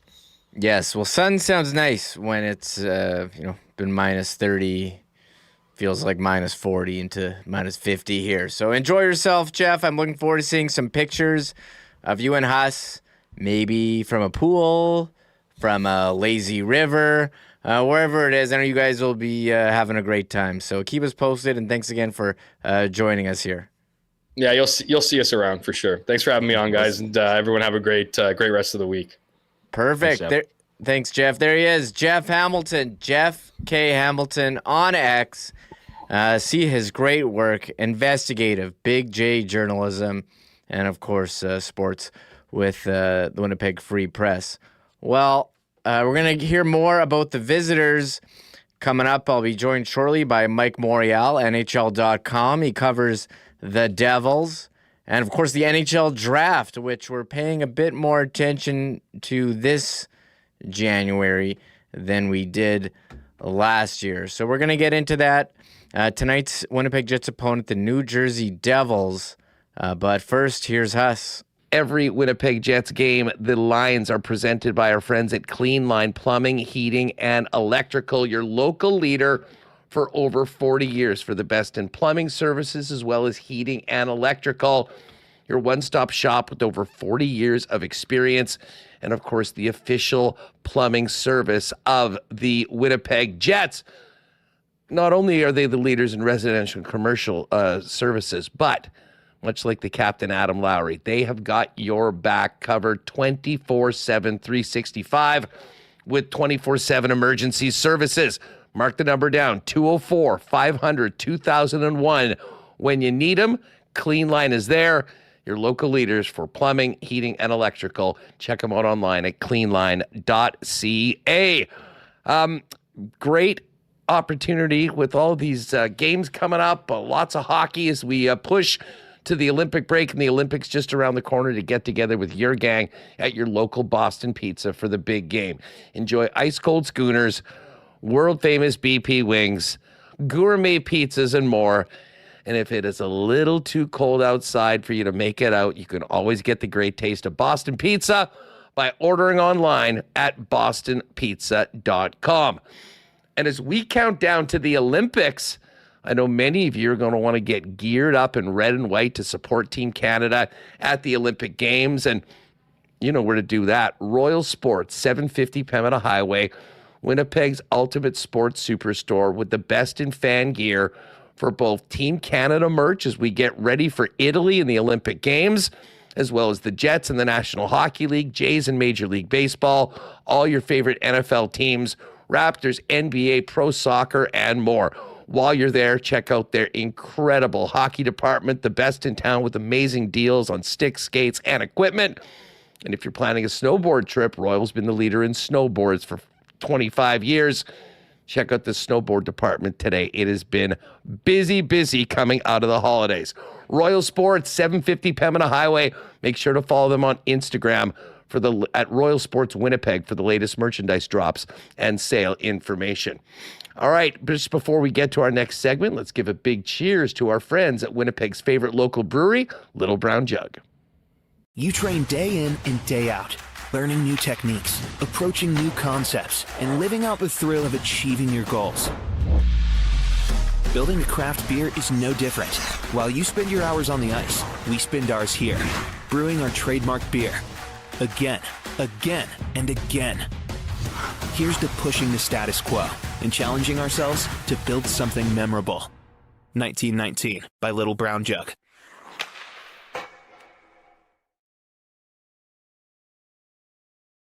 Pleased to be joined right now by Mike Morreale, NHL.com, covers the Devils, covers the NHL draft. Mike, thanks so much for taking the time to join me here today on Winnipeg Sports Talk. Always a pleasure to be with you, Michael. It's cold here in New Jersey right now. It feels like we're in the Arctic. We're shoveling out, but we have a big game tonight against two teams looking to get kind of right the ship, so to speak. Yeah, when you look at tonight's matchup, two teams outside of the playoff picture right now. The Devils, a couple points outside the wild card, 7, 27, 23, and 2. How's this season gone so far compared to the expectations coming in? Yeah, well, Mike, obviously the expectations are a little bit higher than where the Devils are right now. And obviously, I'm sure it's the same for Winnipeg Jets fans. But as far as the Devils are concerned, we entered this season having the playoff experience, another first round ouster last year. Injuries really played a part in what the Devils couldn't establish last year against the Carolina Hurricanes. But let's face it, Carolina seemingly always has the Devils' number in the playoffs in recent years. But there was a lot of expectations, particularly after some of the moves that Tom Fitzgerald had made in the offseason. Bringing in a Connor Brown from Edmonton with some playoff experience. Obviously, Brendan Dillon was here for 2 years. The Jets fans know him well. Class act, team player, does everything. And then, a healthy team with Nico Hischier, Jack Hughes, Timo Meier. There were a lot of high expectations. And obviously, Luke Hughes, who was healthy early in the season, and now, he's out, sidelined by injury. But the Devils just ran into a rut there in late December, early January, and they've struggled. They struggled to get out of it. Now, look, they went on this 4-game road trip. They won 3. They just lost their last one in Seattle. But there were some good signs there. Goaltending and defense were the biggest question mark, so to speak, for the Devils during their losing spell there earlier this month. And 5-on-5 finishing now seems to be a bit of a problem, but I think Coach Sheldon Keefe really likes what he sees in the team structure defensively, which has led to the three wins in the past 4 games. Yeah, I'm looking at the goal differential in the East. The Devils near the bottom with negative 21. Has this been a case of team defense or not getting the goaltending? You look at the goaltending numbers, Markstrom, 329 goals against, 879 save percentage, a bit below his career averages, but it seems like Jake Allen has had a nice season, 261 goals against and 909 save percentage, and I think Jake Allen is the one in net tonight, correct? Jake Allen is in net tonight, Mike, yes. Yeah. But to answer your question, yeah, I mean, goaltending early on was a bit. Look, I'm a big believer in Markstrom and what he brings. Obviously, he's going to represent Sweden in the Olympics. But it just seems as though defensively as a team, the Devils weren't there. And that was an issue. And it was, when you're allowing 30 plus shots a game, your goaltender has to come up big time and time again. And that's not what the Devils, that's not how Sheldon Keefe wants to play these games. So I think what we're seeing now in these past 3 wins, and focusing on the three wins in the past 4 games, it's been that commitment defensively. New Jersey has given up way less, on the rush making to make life easier on their goalies, Markstrom and Allen. You see more of a confidence playing in low-scoring games while still trying to find that offense, that 5-on-5 offense. There's been a bit of an uptick on specialty teams as too, Mike. The PK hasn't allowed a power play goal in 5 straight games, 13 for 13 in that stretch. The power play is 4 for 7 in the past 2 games. So he said he just wants to get the defensive game in a good spot so that when the offense really starts clicking and the club starts finishing at a higher rate, that they can get rolling as a team in all phases. So there were some bright spots towards the tail end of this road trip. They were on the short end of the stick with some of the breaks against Seattle, but hey, hockey's all about breaks. We know that. So you have to make your own breaks, and I think the Devils understand that they can't play at a 90% rate as a team. I mean, they got to collectively be 100, 110% to win, to gain points, and to move up the standings here. Yeah, looking at the roster, Jack Hughes, he was out for a while with that hand injury, came back just at the end of December, scored in the last game against Seattle. How has he looked since his return as he ramps up towards representing Team USA at the Olympics? Yeah, I mean, Jack looks okay. I mean, he's gradually getting back into the swing of things, right, Mike? And you would kind of expect that for someone coming off a severe hand injury or finger injury. So, he had a lot of assists. I believe he scored. It was his first goal in 16 games, I believe, when he was able to punch one home against Seattle the other night. So maybe it's a sign of things to come now. Sheldon Keefe has decided to switch some line combinations here. The timing coming off a loss, but back on home ice, you can readjust some things, control more of the matchups, of course, on home ice with the line changes. Cody Glass on the road trip was very consistent. The Hughes line was consistent in terms of generating offense, even though it didn't really produce goals. But Keefe is trying to get more of, more than just one line going here to produce. So, today we're probably going to see Meyer centered by Hischier and Brad on the right-hand side. We got Dadonov with Jack Hughes and Dawson Mercer. And then that Gritsik, Glass, and Hamanahu line, Lenny Hamanahu, who was recently recalled from the American Hockey League, has done a real nice job on that third line with Glass and Gritsik. And then Palat, Cotter, and Connor Brown is expected to be on that fourth line. Now, Brown didn't skate at the morning skate here for the Devils, but it was more of a maintenance thing, and Keefe said he does expect him to be back in the lineup. But to answer your question about Hughes, I think he's still producing. He's still providing offense and push. And obviously, when he has the puck on his stick, it opens up areas for other players on the team, Mike. So he's still doing Jack Hughes things. It's just a matter of finishing and getting into that groove. And once he gets that 1 or 2, maybe it'll get things going as far as goal scoring goes for Jack Hughes. Looking at the defense pairs, you already mentioned Brendan Dillon, former Winnipeg Jet, but I see on the pairing Amanda Stein from the Devils putting that out with her great handwriting, Johnny Kovacevic on the top pair, right-hand side.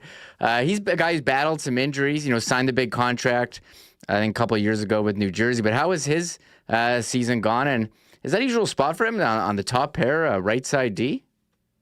They've had the D fluctuating all over. Now, obviously, Kovacevic, for him, this would be a first time getting into that spot because they gradually wanted to give him more ice time, right, Mike? Still trying to find it as far as footwork and timing it's really come hard, getting back into the groove of things after having surgery and being out for so long, especially with the type of game that Kovacevic plays, and things moving, obviously 100 miles an hour on the ice. With Luke Hughes' injury, it was more consistent with the sixth defenseman on the road trip and more games he plays and gets more comfortable.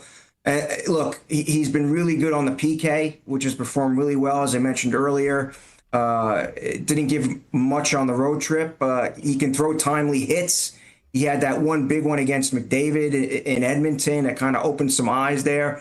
So things like that, Kovacevic can bring that element that the Devils need, that toughness, that physicality, but also provide some sense of stability along the back end, particularly now with Luke Hughes not there. So for Kovacevic, this is not an unfamiliar area for him. Playing on that, that top pairing there with Siegenthaler. Dylan and Pesce get that second unit, and then Shimon Nemitz and Dougie Hamilton on the third pair. So the Devils are still in good shape defensively, and as long as they play a good defensive team game, the goaltenders should be perform well as well. Yeah, we'll see how the two teams stack up tonight, Jets and Devils. But Mike, in addition to the Devils, you also cover the NHL draft, which we're looking forward to, I think, a bit earlier here than we thought we would in Winnipeg. But all eyes on Gavin McKenna. What a weekend he had with a hat trick for Penn State. What have you seen from him this season? And is he going to be is he the consensus number one at this point on your list? He was the consensus, Mike, number one for midseason on NHL Central Scouting's list. He's number one. He's been number one on my list. He belongs in that special player category for sure. The projection by NHL Central Scouting, and I think it's critical for fans to know this, it's not based on where he plays in the NHL, but once he gets established in the NHL.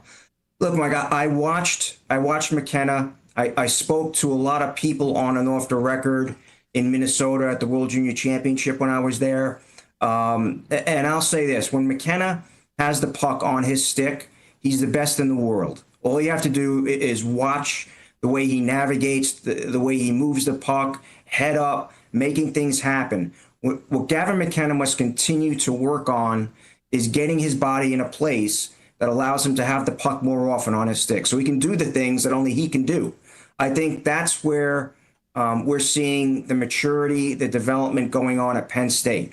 I will say, he's playing with good players at Penn State, but there are no players with the talent of Gavin McKenna. They may be stronger physically, but not better at playing hockey. So it's been an adjustment for McKenna. And let's face it, Mike, he's got a new training regimen in Penn State, something he never did at Medicine Hat and a Dub. So it's all new to him, training during the week, playing games, just playing a couple games over the weekend. So it's a brand new type of world, so to speak, for Gavin McKenna. And I think right now he's starting to adjust well. As you said, the hat trick, he's posting, over a point a game as a freshman here at Penn State. I still believe he's the fourth or fifth youngest player in NCAA hockey. So for me, Gavin McKenna is the number one prospect right now in the 26th draft, no doubt. And when you look at the top 10 or top 3 or their tiers on that list, and how would you characterize the upper end of this year's draft from what you've seen so far? I think there's a high-end number of defensemen, Mike, that need to be looked at and considered when you're at the top. For one, Keaton Verhoff, who a lot of people feel as though could challenge McKenna for that top spot. He's got great size. He represented Canada at the World Junior Championship. It's going to be tempting to pass up at the top of this draft, knowing that, his ceiling is very, very high. Has 17 points in 22 games with North Dakota. The fourth most, right now, it's currently the fourth most points by a 17-year-old defenseman in NCAA history. So Verhoff is a player there. As far as wings go, obviously McKenna plays that, plays the left wing, and then there's another player, Ivar Stenberg from Sweden, and obviously Sweden won the gold medal at the World Junior Championship. Stenberg was fantastic Mike, in this tournament, and he's really lighting it up with Frölunda in the Swedish Hockey League. And for an 18-year-old kid to do that, it's something that's very uncommon. I mean, this is a left winger. He exhibits a lot of confidence. He has swagger when you talk to him and you watch him on the ice. He's really difficult to knock off the puck. So there's another player that's in that top 2, top 3 range. There's a few others too. I mean, defenseman Chase Reed from Sault Ste. Marie in the OHL really did a nice job for the United States when Cole Hudson went down with the injury for the U.S. at the World Juniors. Reed came in, played big minutes, was quarterback in the power play. So good spot here for Reed. He's also projected to be in that top 5, top 6 range. And then you have Tynan Lawrence, the center who, played for Muskegon last year. They won a Clark Cup in the United States Hockey League, was Rookie of the Year. He's now playing for Boston University. Good two-way center, capable of driving play through the middle of the ice. A real relentless work ethic, Mike. And this is a player that once he starts becoming adjusted at BU, and again, similar to what McKenna is facing with the training regimen, the schedule, being away from home, living with new people, new surroundings, it's all different. So once he gets adjusted to that, you're going to see an even better Tynan Lawrence. And I believe he just scored his first goal for BU over the weekend. So a lot to like. One other player I just want to mention real quick, because a lot of people know him, Caleb Malhotra, obviously the son of Manny Malhotra, plays for Brantford in the OHL. Besides Tynan Lawrence, it's Malhotra and Lawrence going for maybe that best center in this year's draft. Malhotra, though, he's got the pedigree, of course, attentive to detail, real productive in all aspects of the game, 5-on-5, power play, penalty kill, has some strength, great leadership ability there for Brantford. And I really like what I've seen out of him in the early stages, and it's going to be interesting to see how he performs over the second half leading into the draft, in June, Mike. Yeah, we'll be following this as we get towards with Winnipeg Jets. Look like they're going to be going for a high pick, assuming they don't make the playoffs. Mike, it's been great talking to you. Looking forward to tonight's game. I should note there is a pregame ceremony. John McClain, former New Jersey Devil, going into the Ring of Honor. Should be a nice ceremony before the game between what should be a great matchup, Jets and Devils. Yeah, it should be. John McClain, it's going to be real fun. The place is going to be full, packed. I mean, John McClain was such a big Devil, led him to a Stanley Cup right in 95, and then as an assistant coach in 03. So it's going to be a special night for John McClain for sure. That should be awesome. I'll make sure to tune in, Mike. Thanks again. Let everyone know where they can find your work at NHL.com. Yeah, so at NHL.com, I do all the prospect, the draft coverage, as you know, Mike. So they can go over there. They can check out some of the stories. We'll have recaps, right-throughs for the Jets and Devils tonight, post-game quotes. You can reach me on Twitter or X at Mike Morreale NHL. And, of course, we also have the NHL Draft Class, which can be heard on all platforms. A podcast. We talked to all special guests. Dan Moore, the NHL Director of Central Scouting, was on with us to discuss the midterm rankings that were released earlier this month. We've had players on. We've had special guests from different areas in the Q, and the Dub, and the O, the NCAA. So everything is evergreen, Mike. So you can check that out on all podcast platforms. You can also get it on NHL.com and find it there as well. Perfect. Well, thanks so much for your time. It's been great catching up again. Enjoy the game tonight. Thanks a lot, Mike. Appreciate it.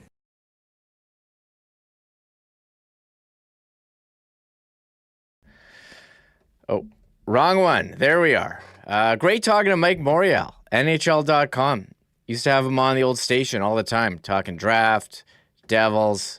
Nice of him. Looking forward to seeing a couple former Winnipeg Jets in the lineup in Brendan Dillon, Johnny Kovacevic. We'll get to more on the Winnipeg Jets later with Connor, and we'll go over the clean lines. But first, time to bring in Pats fan Jake Bullen Moss of Coolbet, who's feeling pretty good here on a Tuesday. What are we now? Less than 2 weeks away from a Super Bowl 60. Yeah, big game coming up February 8th, I believe is the exact date. I'm pretty excited, man. Obviously, I know no one's going to be rooting for the Patriots, or, very few. Connor told me he'd be rooting for the Patriots just because he's anti-Seahawks in the NFC West there. But I know there'll be a lot of, Patriot hate, the path they took to get here. You mentioned to me, Remis, obviously one of the easier schedules in the league this year, possibly the easiest schedule in the league, followed by a pretty interesting route to the Super Bowl. No Bo Nix last week for the Broncos and that ugly snow game in Denver. They find a way to get there. I mean, at the end of the day, it's, you play who's in front of you. It's all about winning the football games, advancing, surviving and advancing further. I think this is going to be their biggest test of the season, obviously, in the Super Bowl. Vrabel's played in some. He's never coached in one as a head coach. Drake May, very young, 23-year-old in the Super Bowl. But listen, it's Sam Darnold's first go at this thing too. So, it's not really an experience thing. If it comes down to talent, I am concerned about that Seattle team. I think they play great in all three phases. But, you look at the Patriots defense, how good they've played in these playoffs. And, most of the season, special teams have been pretty solid. The coverage was great last week, although the punting was pretty atrocious in that weather. And, the offense sputtered, but in some better weather conditions, they have the opportunity to go off. So I'm excited for the opportunity. I'm quite nervous. I'll be honest, I'm not holding any betting tickets on the Pats from early in the season. I wish I was. Some of the numbers were pretty crazy, but just happy to be back in the bowl. And I'm sure a lot of people aren't as happy with that situation, that scenario. Yeah, I cheered for the Tom Brady Patriots. It was amazing to watch, but I can't support this. I don't agree with the path that they've taken. Look, I know they can only play the teams in front of them, but the amount of backup QBs they had to beat up on, it's gross. So I'm cheering. I'm going to cheer for the Seahawks, but we'll see. Maybe I watch the game and something inside me comes. I do have a Vince Wilfork jersey in my closet right now. For the big game, I do want to mention, Jake, you mentioned this year's game, February 8th. You might want to prepare your girlfriend for next year's Super Bowl, February 14, 2027. It's going to cause a lot of conflicts next year, so start planting the seed now. Yeah, listen, I've been ahead of the game on this. I've been scoping out the next couple years for Super Bowls, so the girlfriend is well aware next year falls on Valentine's Day. Here's the trick, folks. And we've been doing this for a few years now. Instead of going out on Valentine's Day, if you're going to go to dinner and you're getting stuck with a set menu and a set price, go out the night before, go to a nice dinner. Usually you can choose for anything on the menu. Like, you don't get stuck in that Valentine's Day. It's a little easier a lot of the times to get a reservation on like the 13th, even the 12th will be a Friday next year.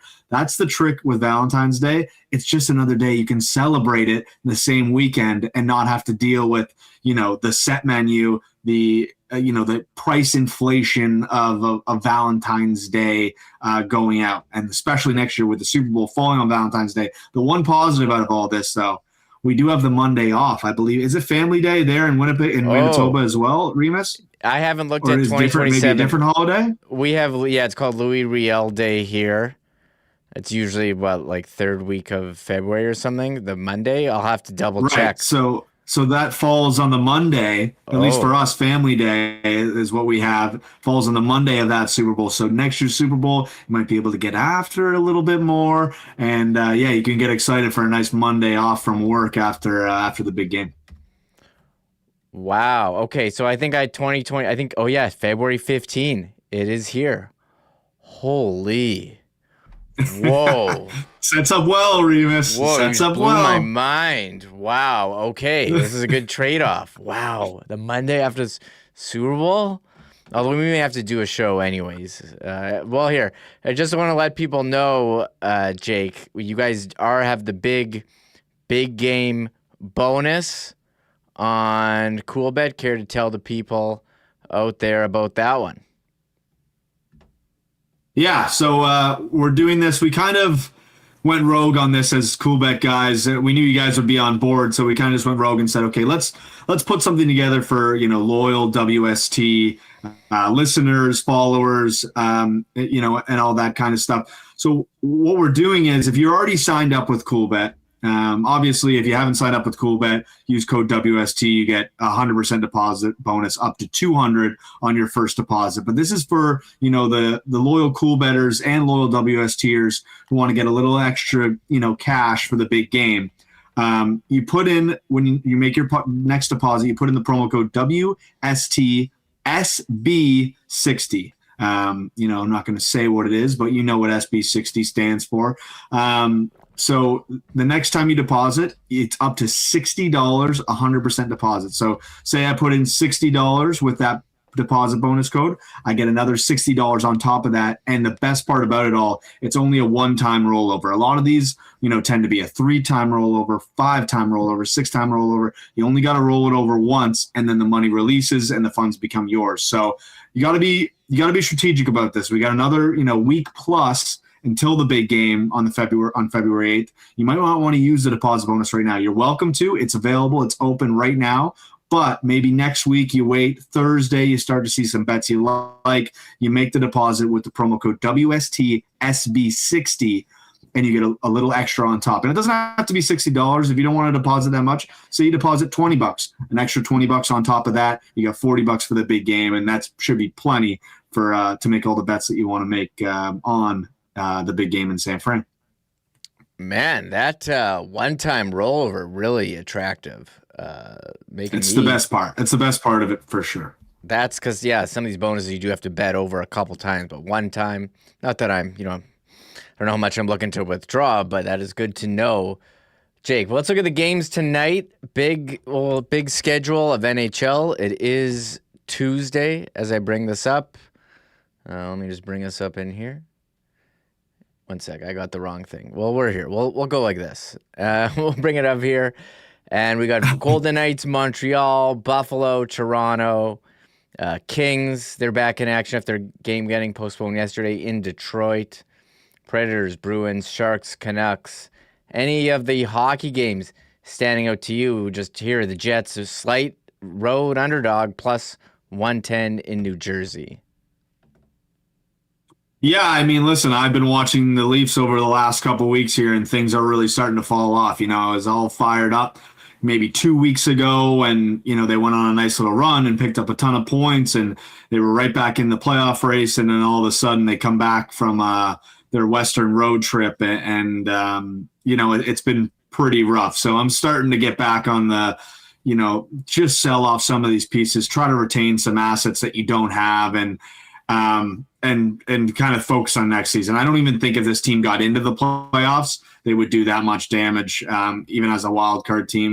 Maybe get lucky, get the Metro side, but nothing's guaranteed. And, the way this team's performed in the playoffs, I wouldn't be excited about. So I don't mind the value on Buffalo, minus 101 tonight. I know they're on the road, but the Leafs, trust me, have not been playing good hockey as of late. So unless they're all of a sudden going to turn this thing around one more time, I'm not quite buying it. I don't mind the value at minus 101.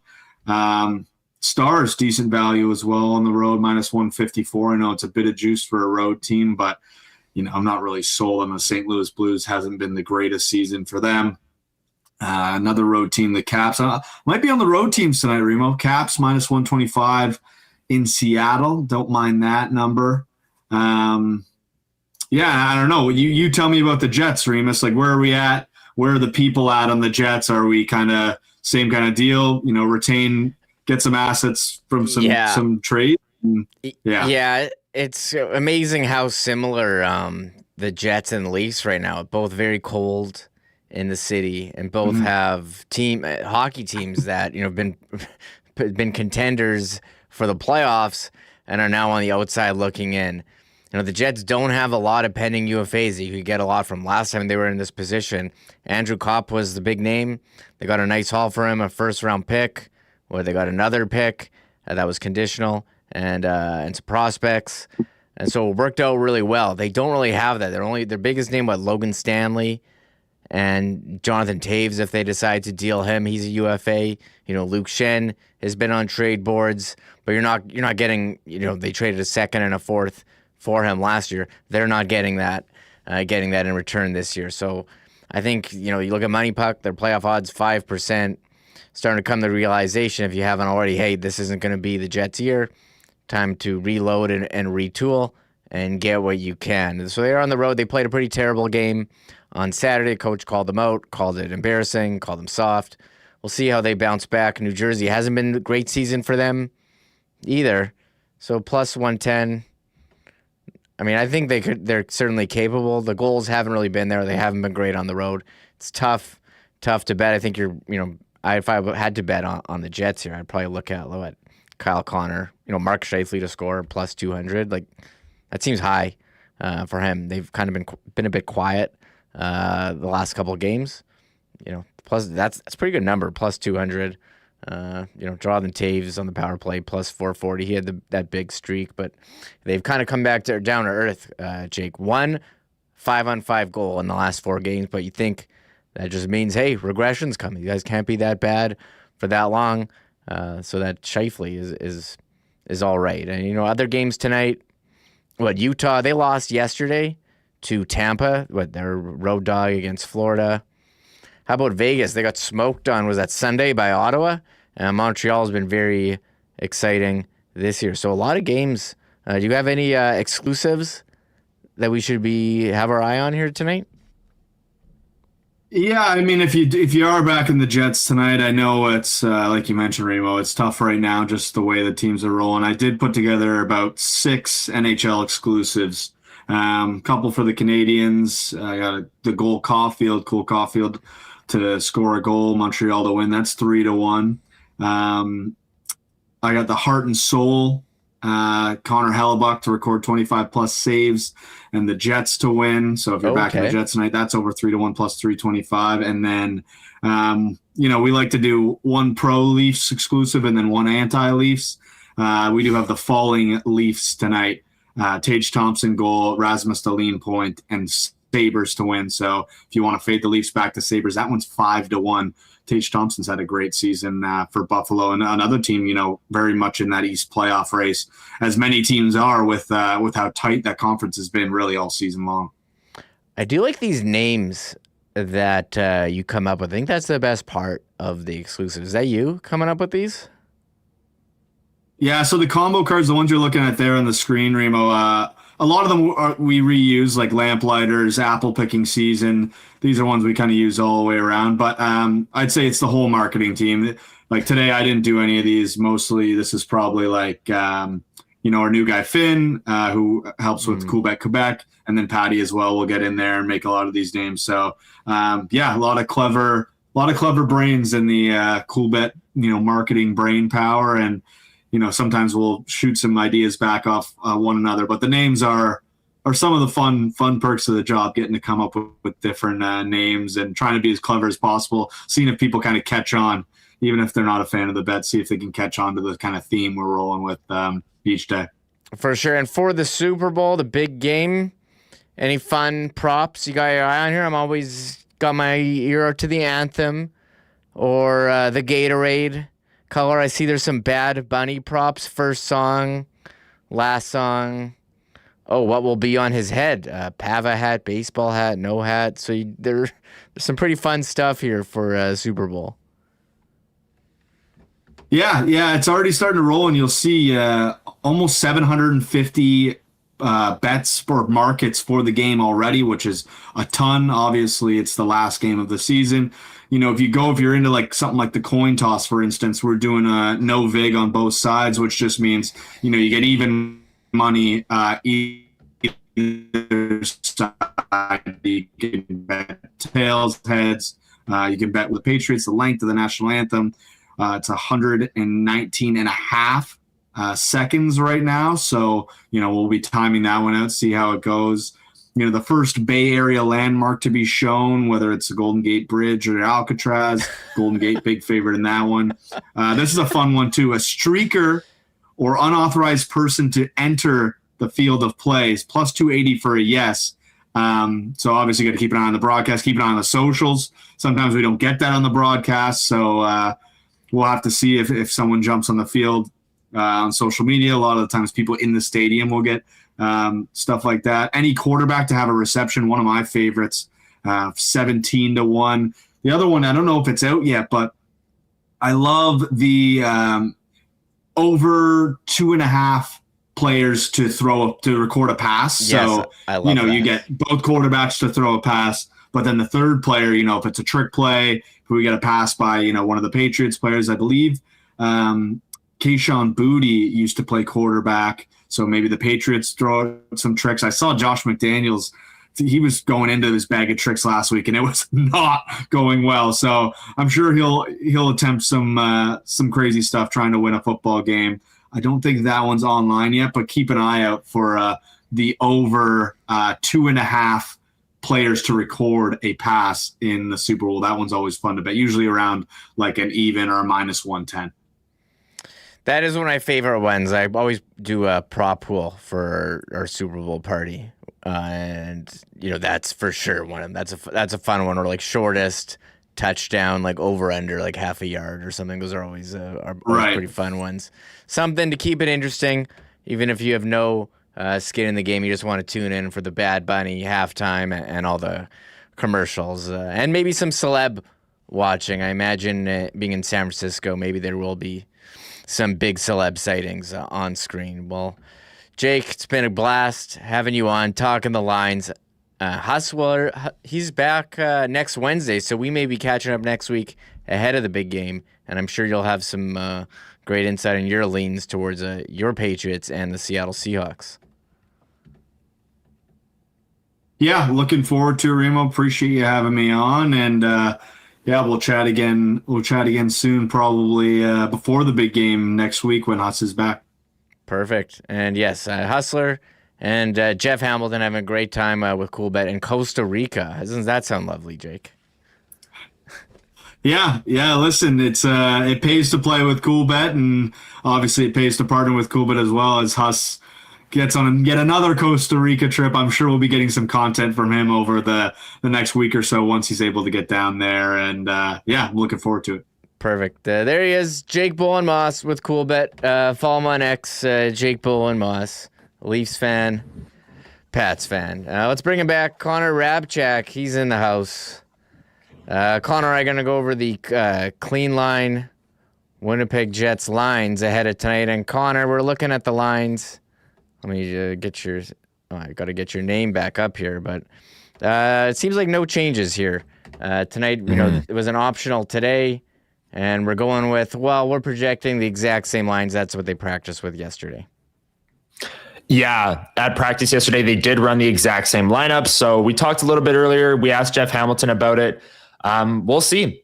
We'll see what ends up happening here. And you never know with an optional, right, too. Like, they could have ran the same lines yesterday, and you could see Koepke or Nyquist or Pearson or any of those guys really on the fourth line there.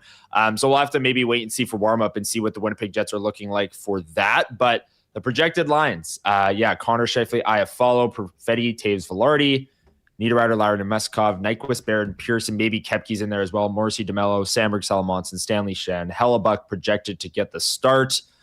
And what will the response be? I think that's the big question going into this one, Remis. Yeah, maybe the Jets crush and raise their playoff hopes from just over 5% to 7% as per Money Puck. Connor, we're winding the show down, and those lines brought to you by Clean Line Plumbing, Heating, Electrical. The City of Winnipeg has announced the names for their new snow clearing fleet. The top picks in the Name That Plow contest have been revealed. They got more than 1,700 entries. From a short list of more than 50, the top 12 were decided. So these names will now be displayed on the side of 12 city-owned pieces of snow clearing equipment. Well, they're going to be there until the next Name That Plow contest. Okay. And so this is the City of Winnipeg, and this is very sports themed. So I'm going to tell you the names. We got Dancing Blade is one of them. Nice. Okay. Nice. Melt Stiegel. That's good. That's good.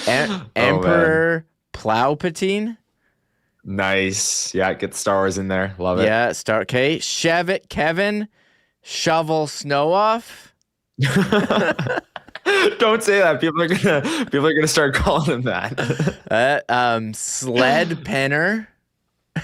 Nice. You got to run that by Murat tomorrow. Yeah. Okay. He's on the show. Grady Oliveira. Nice. That's a good one. Yeah. Hella Bucket. A lot of these are Jets themes, so we can talk about it here. Hellebuck gives up 5 tonight. I'll tweet out Hellebucket. Slosh Morrissey. Wow. Yeah.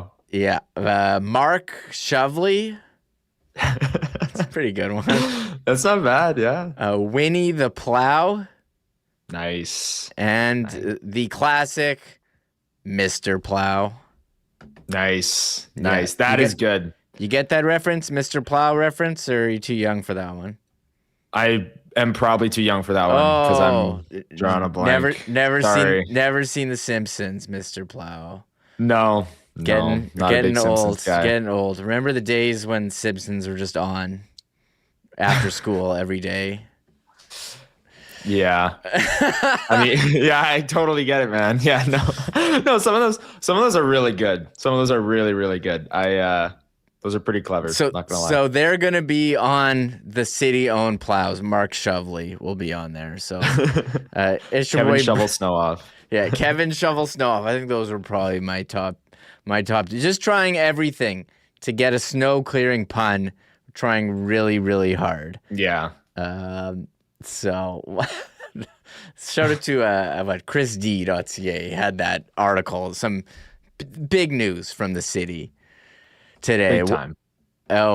Cowboy says, I thought for sure we would get Adam Plowry. I think that was there. Voted on. Rob Mahoney likes Melt Stiegel. I like Melt Stiegel too. That was a good one. So there's a lot of options. There's a lot of options we could pick. I'm sure for the next one. You know, they did do sidewalk pathway clearing machines. You can name anything these days. Come up with some clever name. So yeah. Anyways, Connor, it's been a fun show. Talked a lot of Jets, talked a lot of Bombers, Olympics. We're going to be spending a lot of time here together while Hustler's away. I'm excited. And you're going to be spending some time with Liz after tonight's game. Jets, Devils, 6 o'clock start, but it's going to have a late puck drop because of this John McClain ceremony. So who knows when it's going to be. I know, don't you love how the NHL lists all their start times at 6 o'clock and they seemingly can drop the puck whenever they feel like? Remis, this is like if I asked you about like digital board ads as we wrap the show. You know, like this would send me into a spiral. So I'm not gonna. I'll keep my thoughts for another time. But I do think it's absolutely ridiculous.